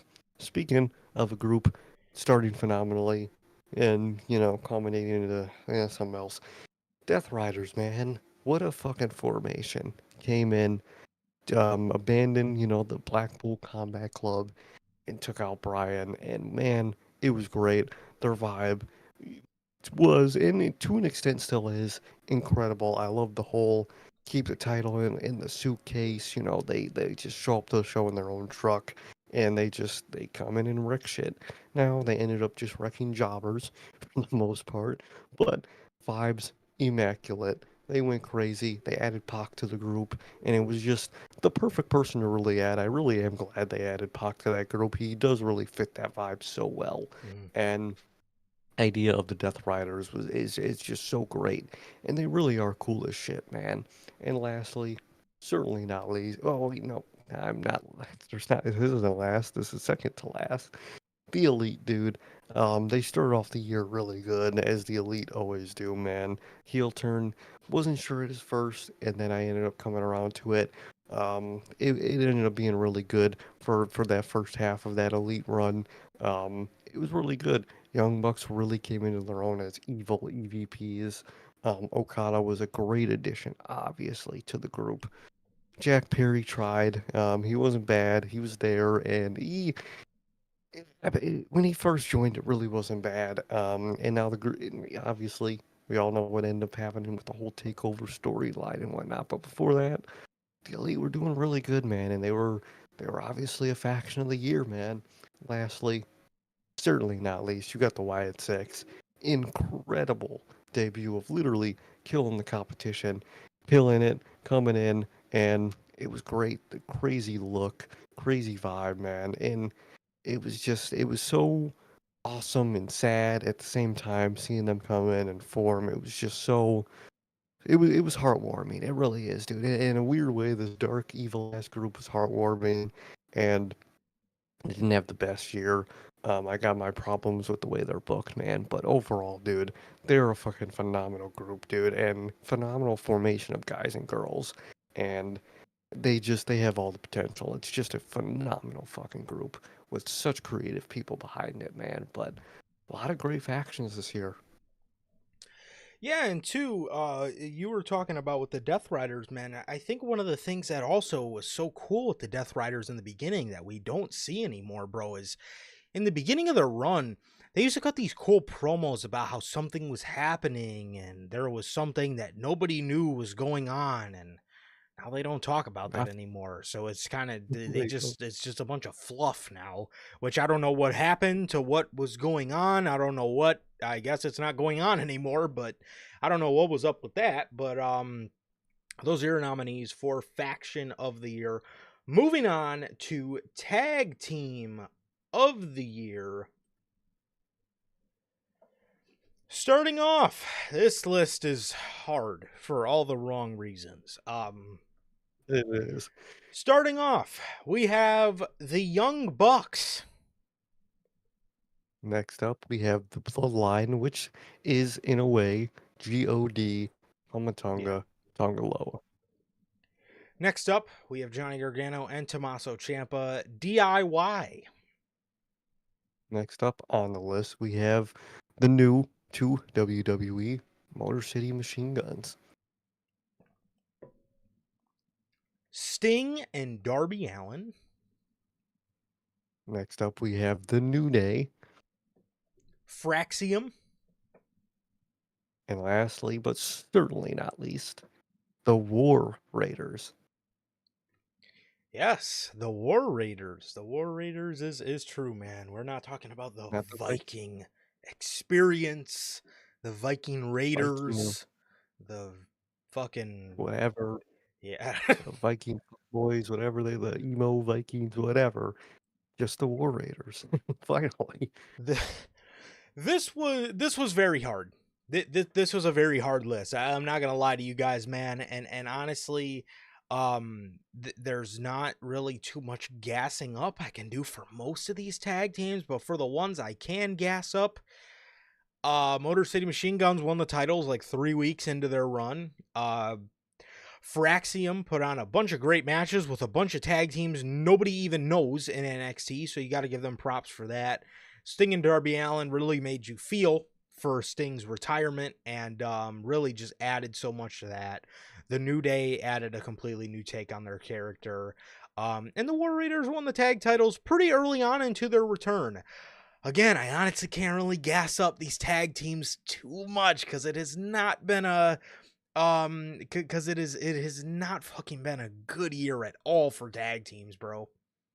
No, it really hasn't. They were a lot of these guys that are so phenomenal that are on this list weren't showcased the way they should have been showcased. So Yeah. many of them, dude. Obviously, they had their good moments. DIY, their face one was really fucked, but they came around. That heel run looks really promising, man. Motor City Machine Guns, they came into WWE and they won tag titles so fast and that was really impressive, dude. You have Fraxium, who were the fucking tag team of NXT, War Raiders, who finally came back as the War Raiders, Mm-hmm. and it's just glorious to see With the them song. in that with the song, with their identity back, and it's just great to fucking see. And lastly, the one I'm going to talk about last, Sting and Darby, dude.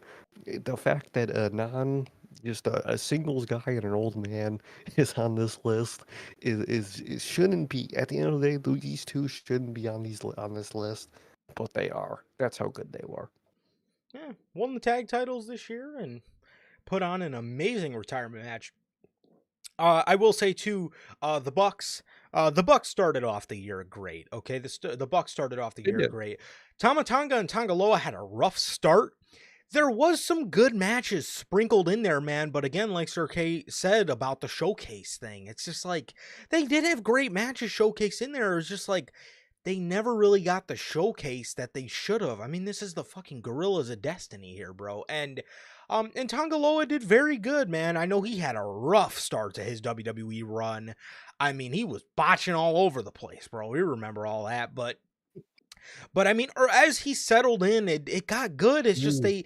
they didn't showcase him. DIY won tag titles and they did turn heel, and again there was good stuff sprinkled in there, but it just went unnoticed because there was no showcase for these guys. And you know, it was it's just been it's been a rough year for tag teams, man. It's been a rough year for tag teams, but these guys, all of these teams managed to make it on the list because they did have goods sprinkled into somewhere of their run, man. So They did. yeah.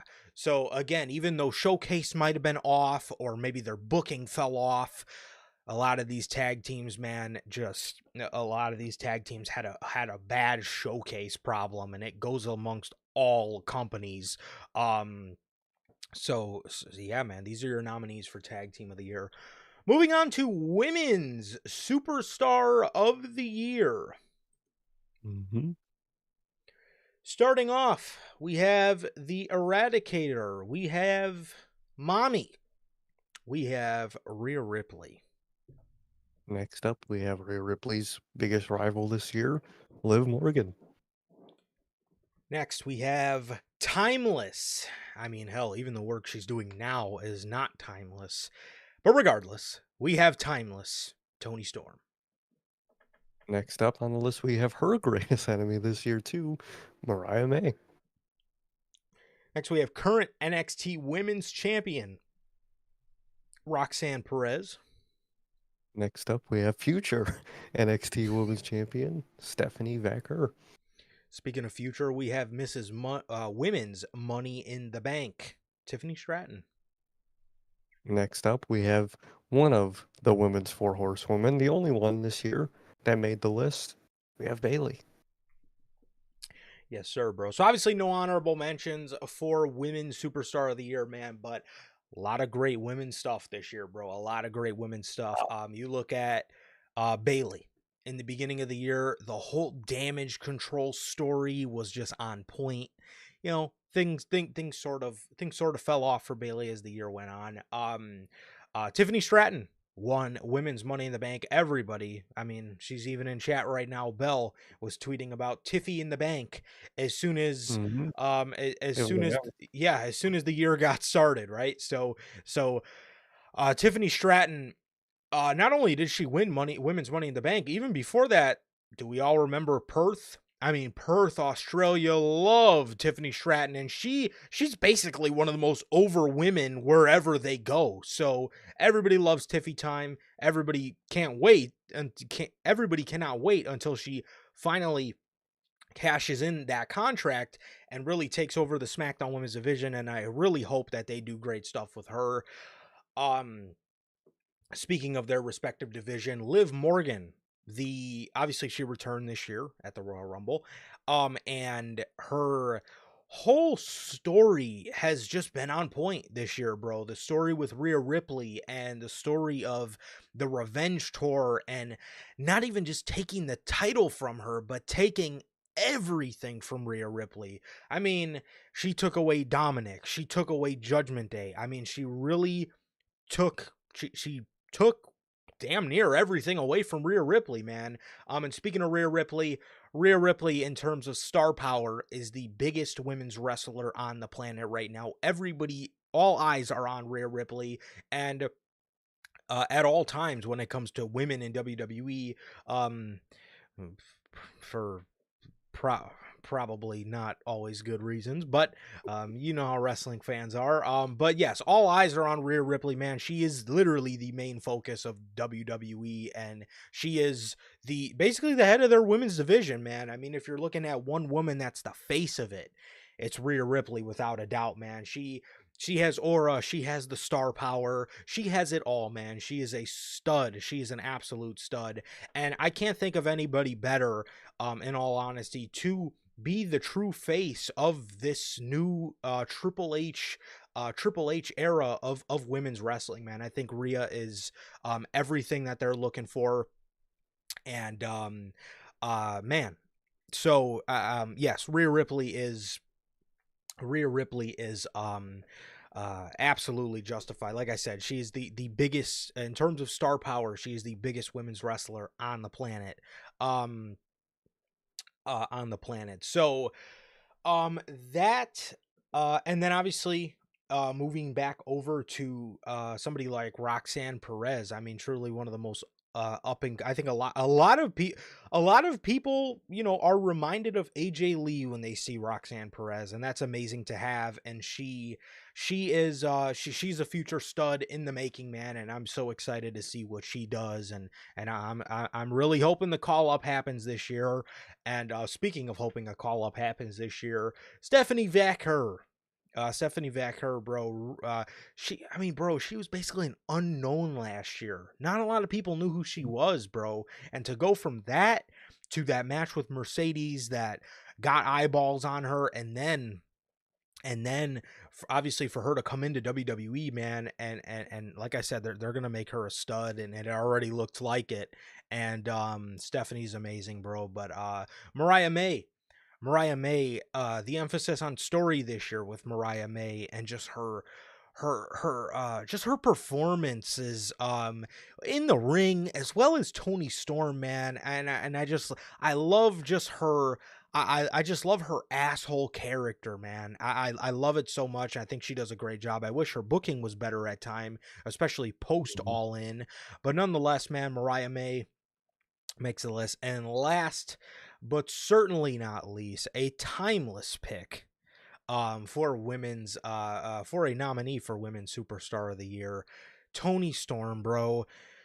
Tony Storm just I say it all the time. She's basically she's one of, if not the only woman in AEW that is truly worth her paycheck, bro. I mean, her dedication to wanting to just dive into a character is unlike anybody in women's wrestling today. And not even just women's wrestling, man. Wrestling in general, you do not see a lot of people that have that dedication to their character like Tony Storm does. And again, I'm going to say it again. I say it all the time. She's the only one right now in that AEW women's division that is worth a fucking paycheck.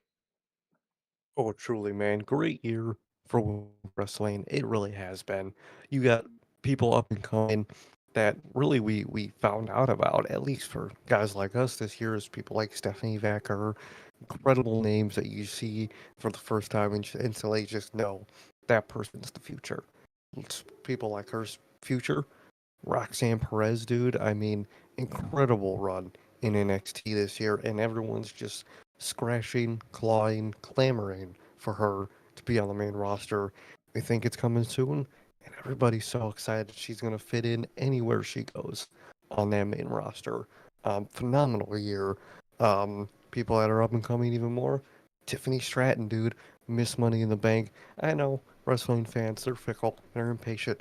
Can she just cash in already? But Yeah. I'm very happy with the result we got of Mrs. Money in the Bank, and I can't wait for her cash in. Not to get the cash in over with and get her briefcase off, just to enjoy the moment. And whenever they think the moment's going to be great, I trust them, and I think no matter what, she's going to do great, no matter who she cashes in on. So excited for that. Obviously, you have people like Bailey who had a phenomenal start to the year. They kind of didn't keep up with it after WrestleMania and whatnot, but overall incredible damage control story with her and EO. Phenomenal start to the year for her, man, and did really good at the start of the year and always will do good whenever she gets the chance. Yeah, women like Liv Morgan, who made her return this year, really came around and I think really came into her own as a character and was the demise of a lot of things. The Judgment Day as a whole, she was the main reason they broke up. She got in everyone's ear and she broke that group up. And Rhea Ripley, also on that list, came back to a broken group, man. But Liv Morgan really had a standout year where she really finally showed what she could do, and Liv Morgan did really good. And you go to Rhea Ripley. I mean, she's Rhea Ripley. She's the star of the WWE Women's Division, the women's the company for women. I mean, everybody knows. People will come up to you, talk about Rhea. You could ask any non-wrestling fans, hey, you you seen Rhea Ripley? That you show her a picture, show them a picture. They've seen Rhea Ripley, the star of the women's division for WWE for a lot of great reasons and a couple, wrestling fan reasons, but you know how the internet's gonna go. But no matter what, Rhea Ripley, top fucking star, comparable to the men, dude, truly, and is just one of the best that they have in general. Is Rhea Ripley. Talking about one of the best in general they have, AEW has timeless Tony Storm. I mean, you just have just gold in your hand at all times. Someone who's so eager and willing to get into a character, a story, tell the evolution of a character, someone who can evolve themselves into Yeah. one thing, into another. You don't get a lot of that, especially in AEW. Someone who wants to evolve, change, tell stories, be in a character, indulge in it. You got a woman like Tony Storm, and she'll take you fucking places, dude, and you just gotta let her. Speaking of taking places, Mariah May had her standout year, man. Standout moment when she finally turned on Tony Storm in a phenomenal moment, which is obviously in moment of the year. Um, it was just great, dude. And they did end up kind of, not keeping that energy with her, title run, man. But overall, she had a great year, great breakout year, and I can't wait to see what those two do in 2025. But nonetheless, for 2024, phenomenal year for the women. No question, bro. Now, as we move on to men's honorable men. Oh, I will say, Bell, it was very, very hard for the last spot. And we were choosing between Becky, Io, and Bailey. Hmm. And since Becky was gone majority of the year, and Io had the damage control stuff, but after that, I almost felt like we didn't see her. At least Bailey we seen up until, like, I mean, even now, the whole year. I mean, she's been used, but I don't know. There was a bit of a lump in the year with Io, where it was kind of just like, yo, what are you doing with Io? And it's definitely frustrating. I definitely agree with you, though. I think she's gonna be um I think she's gonna have a great year in 2025. So I'm excited for her. Truly, I really am. So I definitely get it, though. I definitely get it. Moving on to the men's honorable mentions. All right, hold your horses when you see this list. But, because, man, there's a lot of great competitors on the honorable mention list. As for the men's honorable mentions, starting off, we have the current AEW World Champion, Jon Moxley. Next up, we have the man who's honorary no more, Sami Zayn. Former AEW World Champion, Bryan Danielson. We have the tribal chief in his eyes, Solo Sikoa. The next, we have the visionary, the former world heavyweight champion. We have Seth Rollins. Next up, we have the archer of infamy, Damian Priest. Had to get that in there. The next, we have former AEW world champion from earlier this year, Samoa Joe. Another former AEW world champion in WWE, the GOAT, CM Punk. And the next, we have a guy that should have been the former intercontinental champion or current champion of something, the former leader of Alpha Academy, now leader of American Made, Chad Gable. And last but certainly not least on honorable mentions, the bitter cowboy, Hangman Page. What are some of the standouts for you in this that were very close for you but just didn't end up making the list? Which ones were the hard? Which one is on this list? I know all of them are, but which ones are some of the hardest ones for you that it was hard to leave off? And why do you feel they were left off? a really good amount of them, dude. I mean, Punk, obviously, he has the injury aspect where he wasn't here a decent amount of the year, so kind of had to put him on honorable. But Punk had a great, phenomenal fucking year. Really proved himself in the ring and just health wise. He really did. You have Seth Rollins, WWE's ultimate workhorse, dude. Put in the work. Also, had an injury this year, unfortunately, but still nonetheless managed to have himself a great fucking year. Guys like Hangman who are just so fucking good in what they do and is just so great, and someone who's always going to do great is Hangman.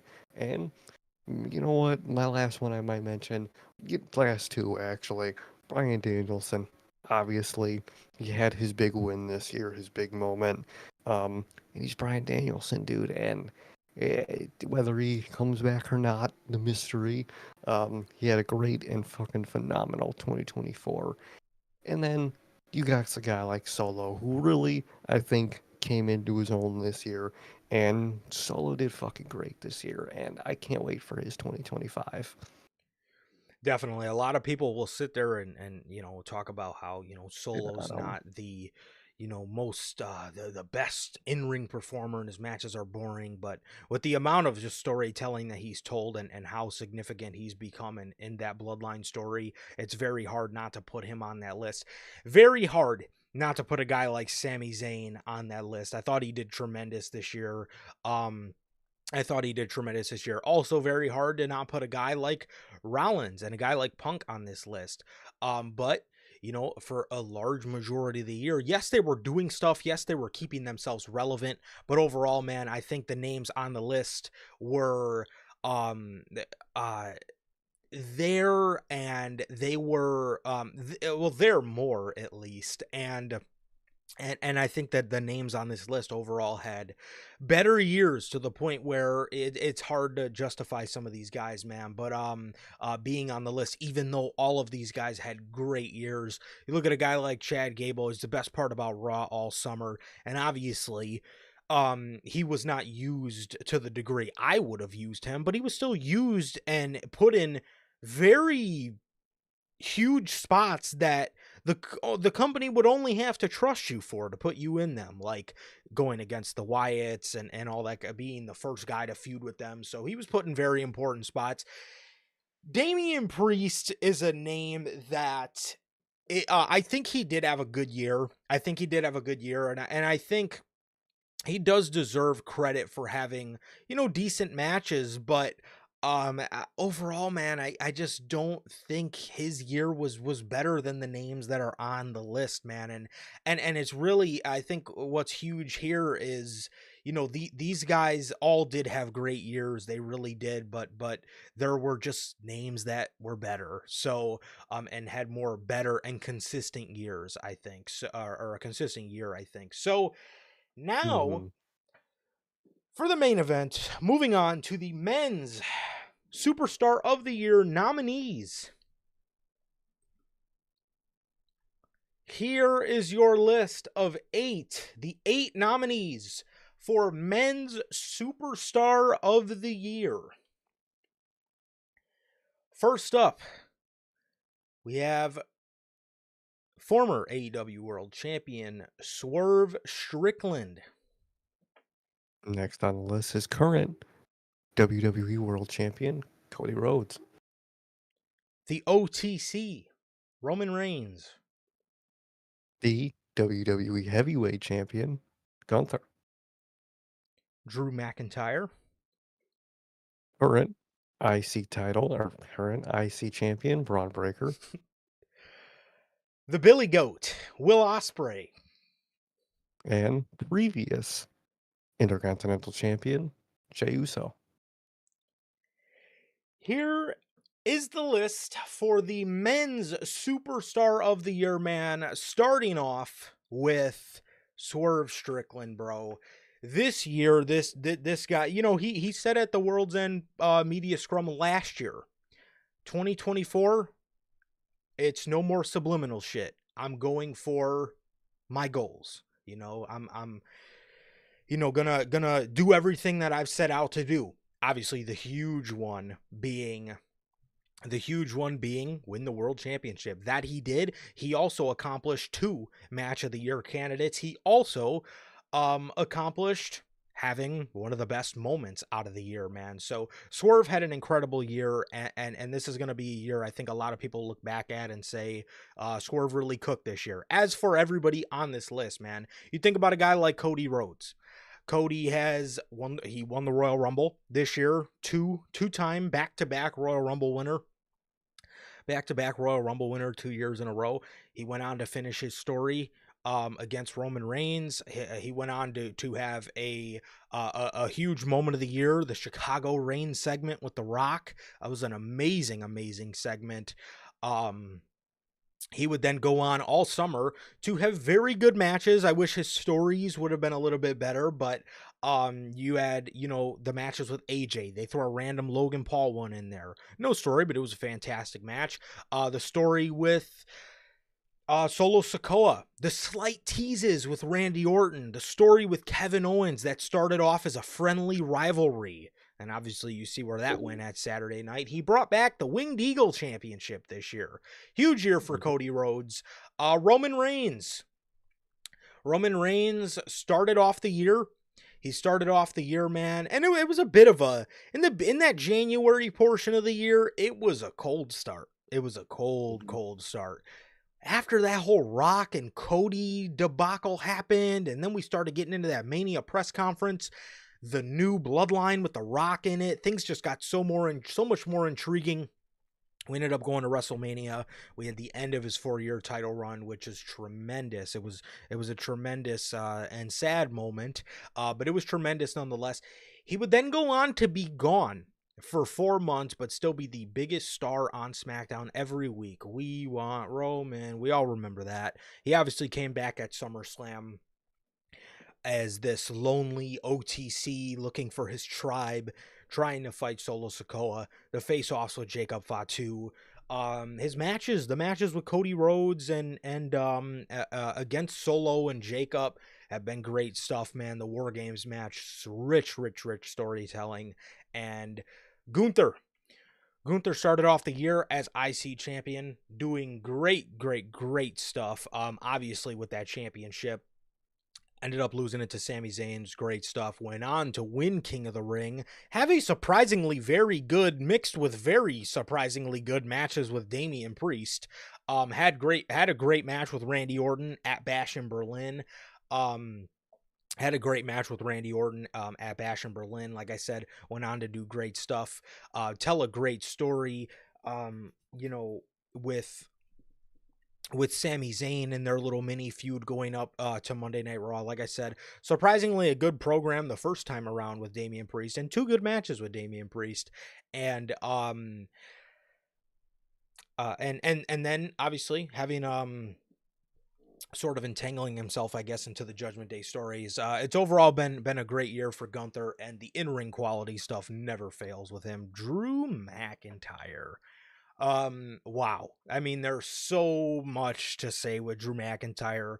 I don't think I've ever seen a character this in depth and this just complex as Drew McIntyre, man. I mean, his justification for everything he's doing, it just all makes sense and it all ties together, and it's just so flawless, bro. It's truly one of last year on Unscripted we titled one of those episodes Drew McIntyre's flawless character arc, and it has remained in the year of 2024.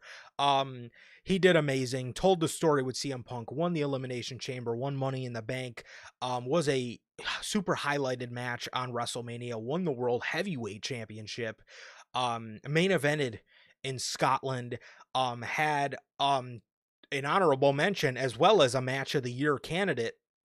Amazing work from Drew McIntyre, and it is undeniable. Speaking of undeniable, you can no longer deny that Braun Breaker is not a future star of the company, because he absolutely proved to everybody this year that he is worth the investment. Because again, when Braun got called up, I think we all liked him. I think we all fucked with him, and I think we all thought he was going to do good. I think we all thought he was going to do good, man.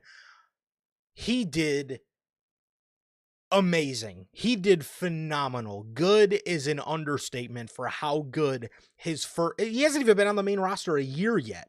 He hasn't even been on Raw a year yet. He's been the Intercontinental Champion, and him whooping Ricochet's ass and just that destruction path that he had earlier this year where he was Adam Pearce's biggest op was just some of the most incredible stuff. And one of the highlights of Monday Night Raw, who did not fuck with Braun Breaker in 2024, bro? Will Ospreay.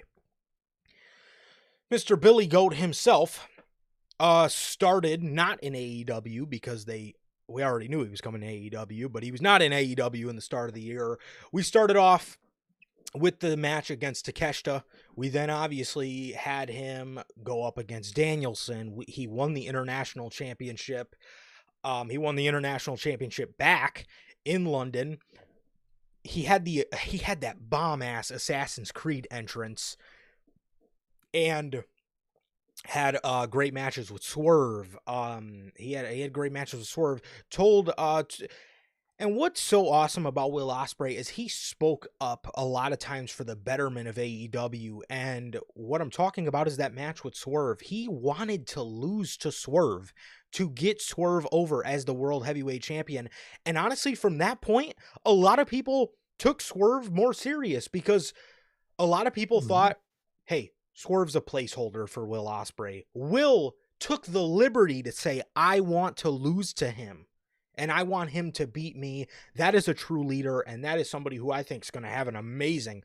I already gave the prediction on the predictions that I think he's going to win the World Championship, and you already know Tony can't wait for that. But anyways, moving on, his match with Pac at All Out.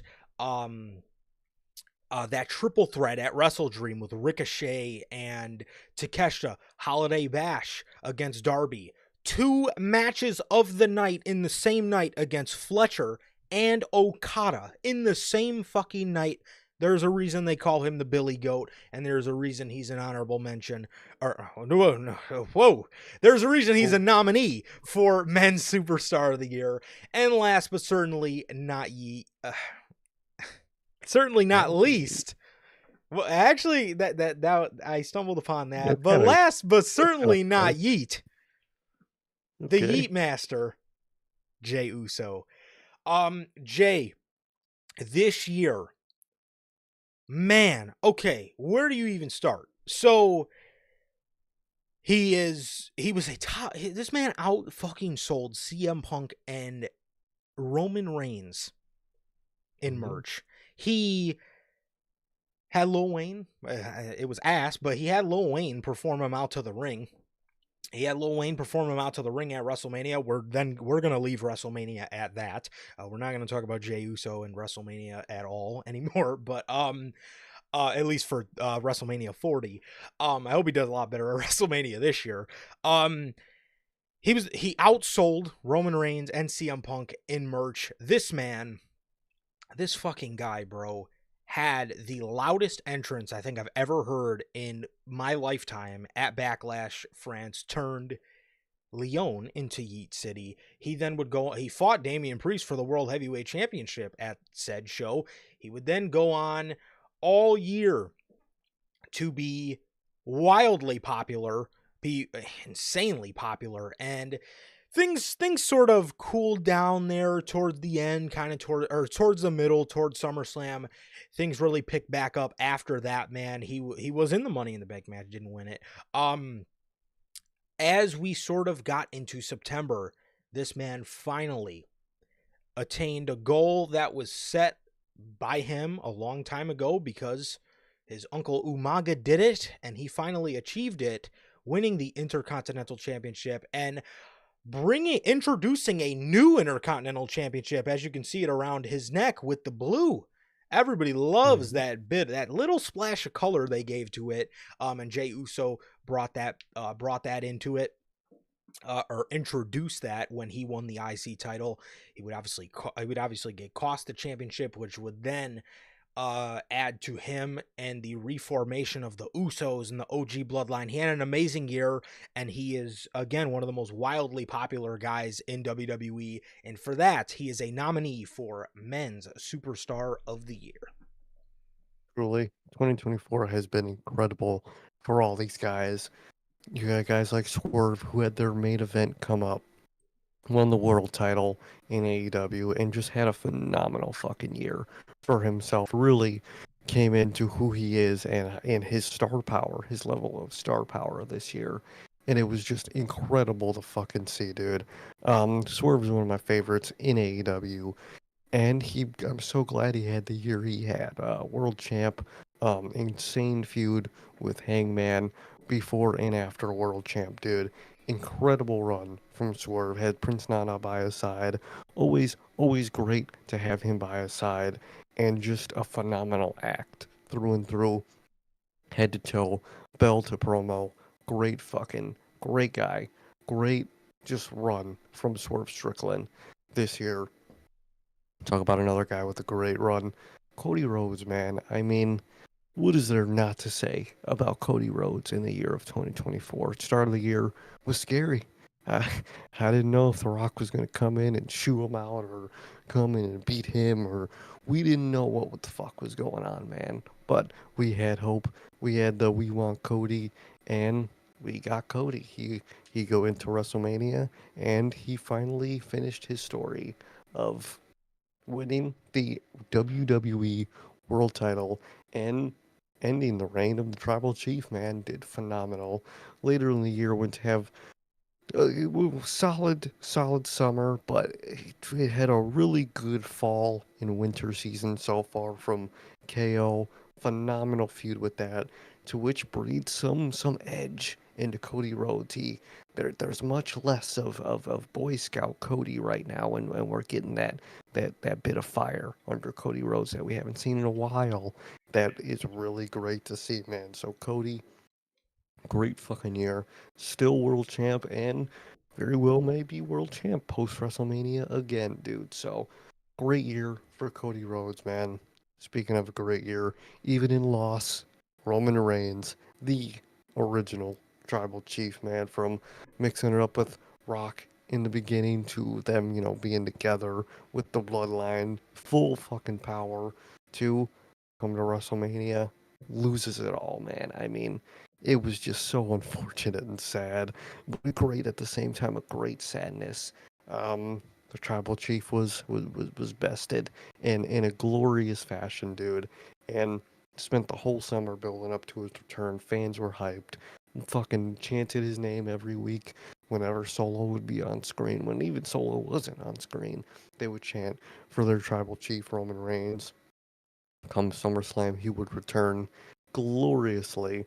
Not the theme song I would have returned to, had Thread in there again, but nonetheless returned gloriously. People are so hype. And went to reform his version of the Bloodline, man. Got Jay back, got Jimmy back, ended up getting Sammy back, and it was just truly glorious to see him mixing it up with them again. And his character work is so great. He didn't just instantly switch up, and he's just, oh, I'm all happy and good now. He still has his flaws as the tribal chief that he's gonna have to get through, and that's just great to just watch and just indulge in just the evolution of Roman Reigns and the tribal chief, man. Next up, Gunther. Incredible year for Gunther, man. I mean, he just runs shit. A match you never have to worry about is a Gunther match because it's gonna bang no matter what. Start of the year as IC champ, ends the year as world heavyweight champ. Just phenomenal year. Won the King of the Ring. Feud after feud just went crazy this year, and just had a fucking great year. A championship in the hands of Gunther doesn't feel like slowed down. It doesn't drag. When Gunther's a champ, you i- in a way you don't feel it in a good way, to where it just bleeds right into time, and he ends up having a long reign. It never feels long, dude. From the UK to IC to now world heavyweight, that man holds a championship. It's gonna be great, no matter fucking what, dude. And he's just a true legend, and he had a fucking great year. If you're talking about great years, you talk about Drew McIntyre. He just had the holy shit of fucking years. Um, Not a championship, but championship level talent. Whole year, championship level character from Punk to all those mix up with every member of the Bloodline was just fucking phenomenal this year. Drew McIntyre just had a career year in 2024, and if what they're saying is true, is 2025 is going to be even better. I can only see the future in Drew McIntyre. We all knew he's the future and the present, and 2024 just proved that. No one does character work like Drew, man. I mean, just he's one of those bad guys where you just are like, yeah, I mean, he's right damn near every time he opens his mouth, and a character like that is just so good to get. And Drew had a fucking phenomenal year. He really fucking did. Next up, someone who had a not a shockingly phenomenal, but a shockingly to the levels of phenomenal year he had was Braun Breaker. We all knew he was going to do good on the main roster. He was Braun Breaker. God damn it. He had the energy, he had the moveset, he had the power to do it. And he came up to the main roster and just was a fucking star instantly. Fans instantly caught on to him. He has that energy. He has the fucking the iconic spear. He has this the way the speed he moves is just incredible. You're gonna watch one of his matches because how could you not? You can't miss that spear. You can't miss him run. He made running the ropes cool again in the year of 2024. You know how hard that is? That's some crazy shit, bro. It's like making a fucking wrist lock cool, which, you really just don't do. And he made running the ropes cool as shit. IC champ multiple times, dude. Great fucking year for Braun Breaker. And he's one of those guys that they said it. Netflix, WWE is going to be built around guys like him. And you can only just be excited for his future in the company. You talk about you talk about running a company, dude. Will Ospreay, I mean, holy shit. Came in the year, technically signed to New Japan, but we all knew he was coming to WWE because Tony Khan just had to get it off.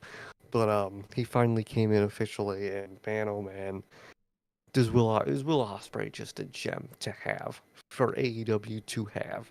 You never got to worry about a match with Will Ospreay. He can make a storyless match important just from himself and the chemistry he has with everybody he faces alone. I mean, look back at Match of the Year just a little bit ago with us. The Dynasty match with Brian had almost no story. It was on Match of the Year because it was just that good. You get a guy like Will who just has that power, dude. And you look at him not only from, a character and in-ring aspect to a backstage segment aspect. You don't get a guy like that, a guy who's willing to put other people in the company and story first over him. He'll say, yeah, this guy should beat me. Yeah, I want to feud with this guy because I think it could level him up. You don't get a lot of guys like that, and you get a guy with the talent of Will Ospreay, with the humbleness of what he has. That's a future star you want to build a company around. He had a phenomenal year. He's going to have an even crazier 2025 in AEW. Will Ospreay he is the future of AEW. No fucking doubt about it. Lastly, but certainly not Yeet, as you fucking accidentally created some gold. Um, you got someone who really came into his fucking own. Jey Uso, man. I mean, he said it when he was, face to face with Roman after he came back. He's not his lackey. He's not just the Uso. He's his equal. He's a main eventer. He truly became main event Jey Uso. He brought that into existence, dude. Won the IC title this year in a phenomenal fashion, dude, and he just did great. He's the glue of the bloodline. He's the heart and glue of the bloodline, and it doesn't work without him or his singles run. And his singles run, he might have the best tag team guy to solo main eventer. If not history, a long time, dude. You don't get a lot of guys like that, especially like a twin who's just such a tag team guy into just himself. You don't get that a lot, and you got it with Jey Uso, and that's just incredible. Men's Superstar of the Year. It's a crazy fucking it's a crazy bracket this year, but everyone did so fucking great. Yes, absolutely, bro. Absolutely, man. And this has been amazing, and that is everything that we have here today for you guys. If you look at chat, I have pinned it at the top of the chat, and I have also put it in the link. It is officially live now. Open voting is live for you guys, man. So you guys can go on the Google form and you guys can go ahead and vote for your winners for Hmm. year-end awards, man. And I'm so excited to see what you guys think. You guys have until the 7th. You guys have until the 7th. You guys have until the 7th at midnight, so basically the 8th. You guys have until Yeah. the 7th at once 11:59 on January 7th hits, voting is done, man. So that is that, and please go vote, man. Let us know what you guys think. I want to hear what you guys think. And like I said, it is pinned at the top of the chat, and it is also in the link below in the description, man. So that is everything we have here today for you guys. So again, those are your 11 categories. Those are your 8 nominees plus honorable mentions for the categories that warranted it. The official Notorious Hills Podcast 2024 year-end award show will be Wednesday, January 8th, in 1 week's time at 3 p.m. Central. So we're going to be on here in a week's time, discussing all of our winners and discussing the winner of the fan vote. So that is going to do it. That is going to do it, man. Thank you guys so very much for joining us. Thank you guys so very much for giving us your guys' opinions about everything and hearing what you guys think. And I'm so excited to see who you guys vote for. But yeah, that is everything, man. And truly thank you guys so much. And we're not done yet, man. We got a week. We got a week left. We got a week left. We got a week long of voting for you guys, and I'm so excited to see what you guys come up with, bro. So, yes. But with that, it has been always, always, always nothing but a pleasure for my Johnny. Nice. Okay. And that is going to do it for this edition of your Notorious Heels 2024 Year End Award preview show. Go vote your winners. Thank you guys so very much. I cannot wait to see what you guys come up with. Thank you guys so very much. And with that, man, thank you guys. We love you guys. Please like, comment, and subscribe. And we'll see you all on Friday with the news. Peace.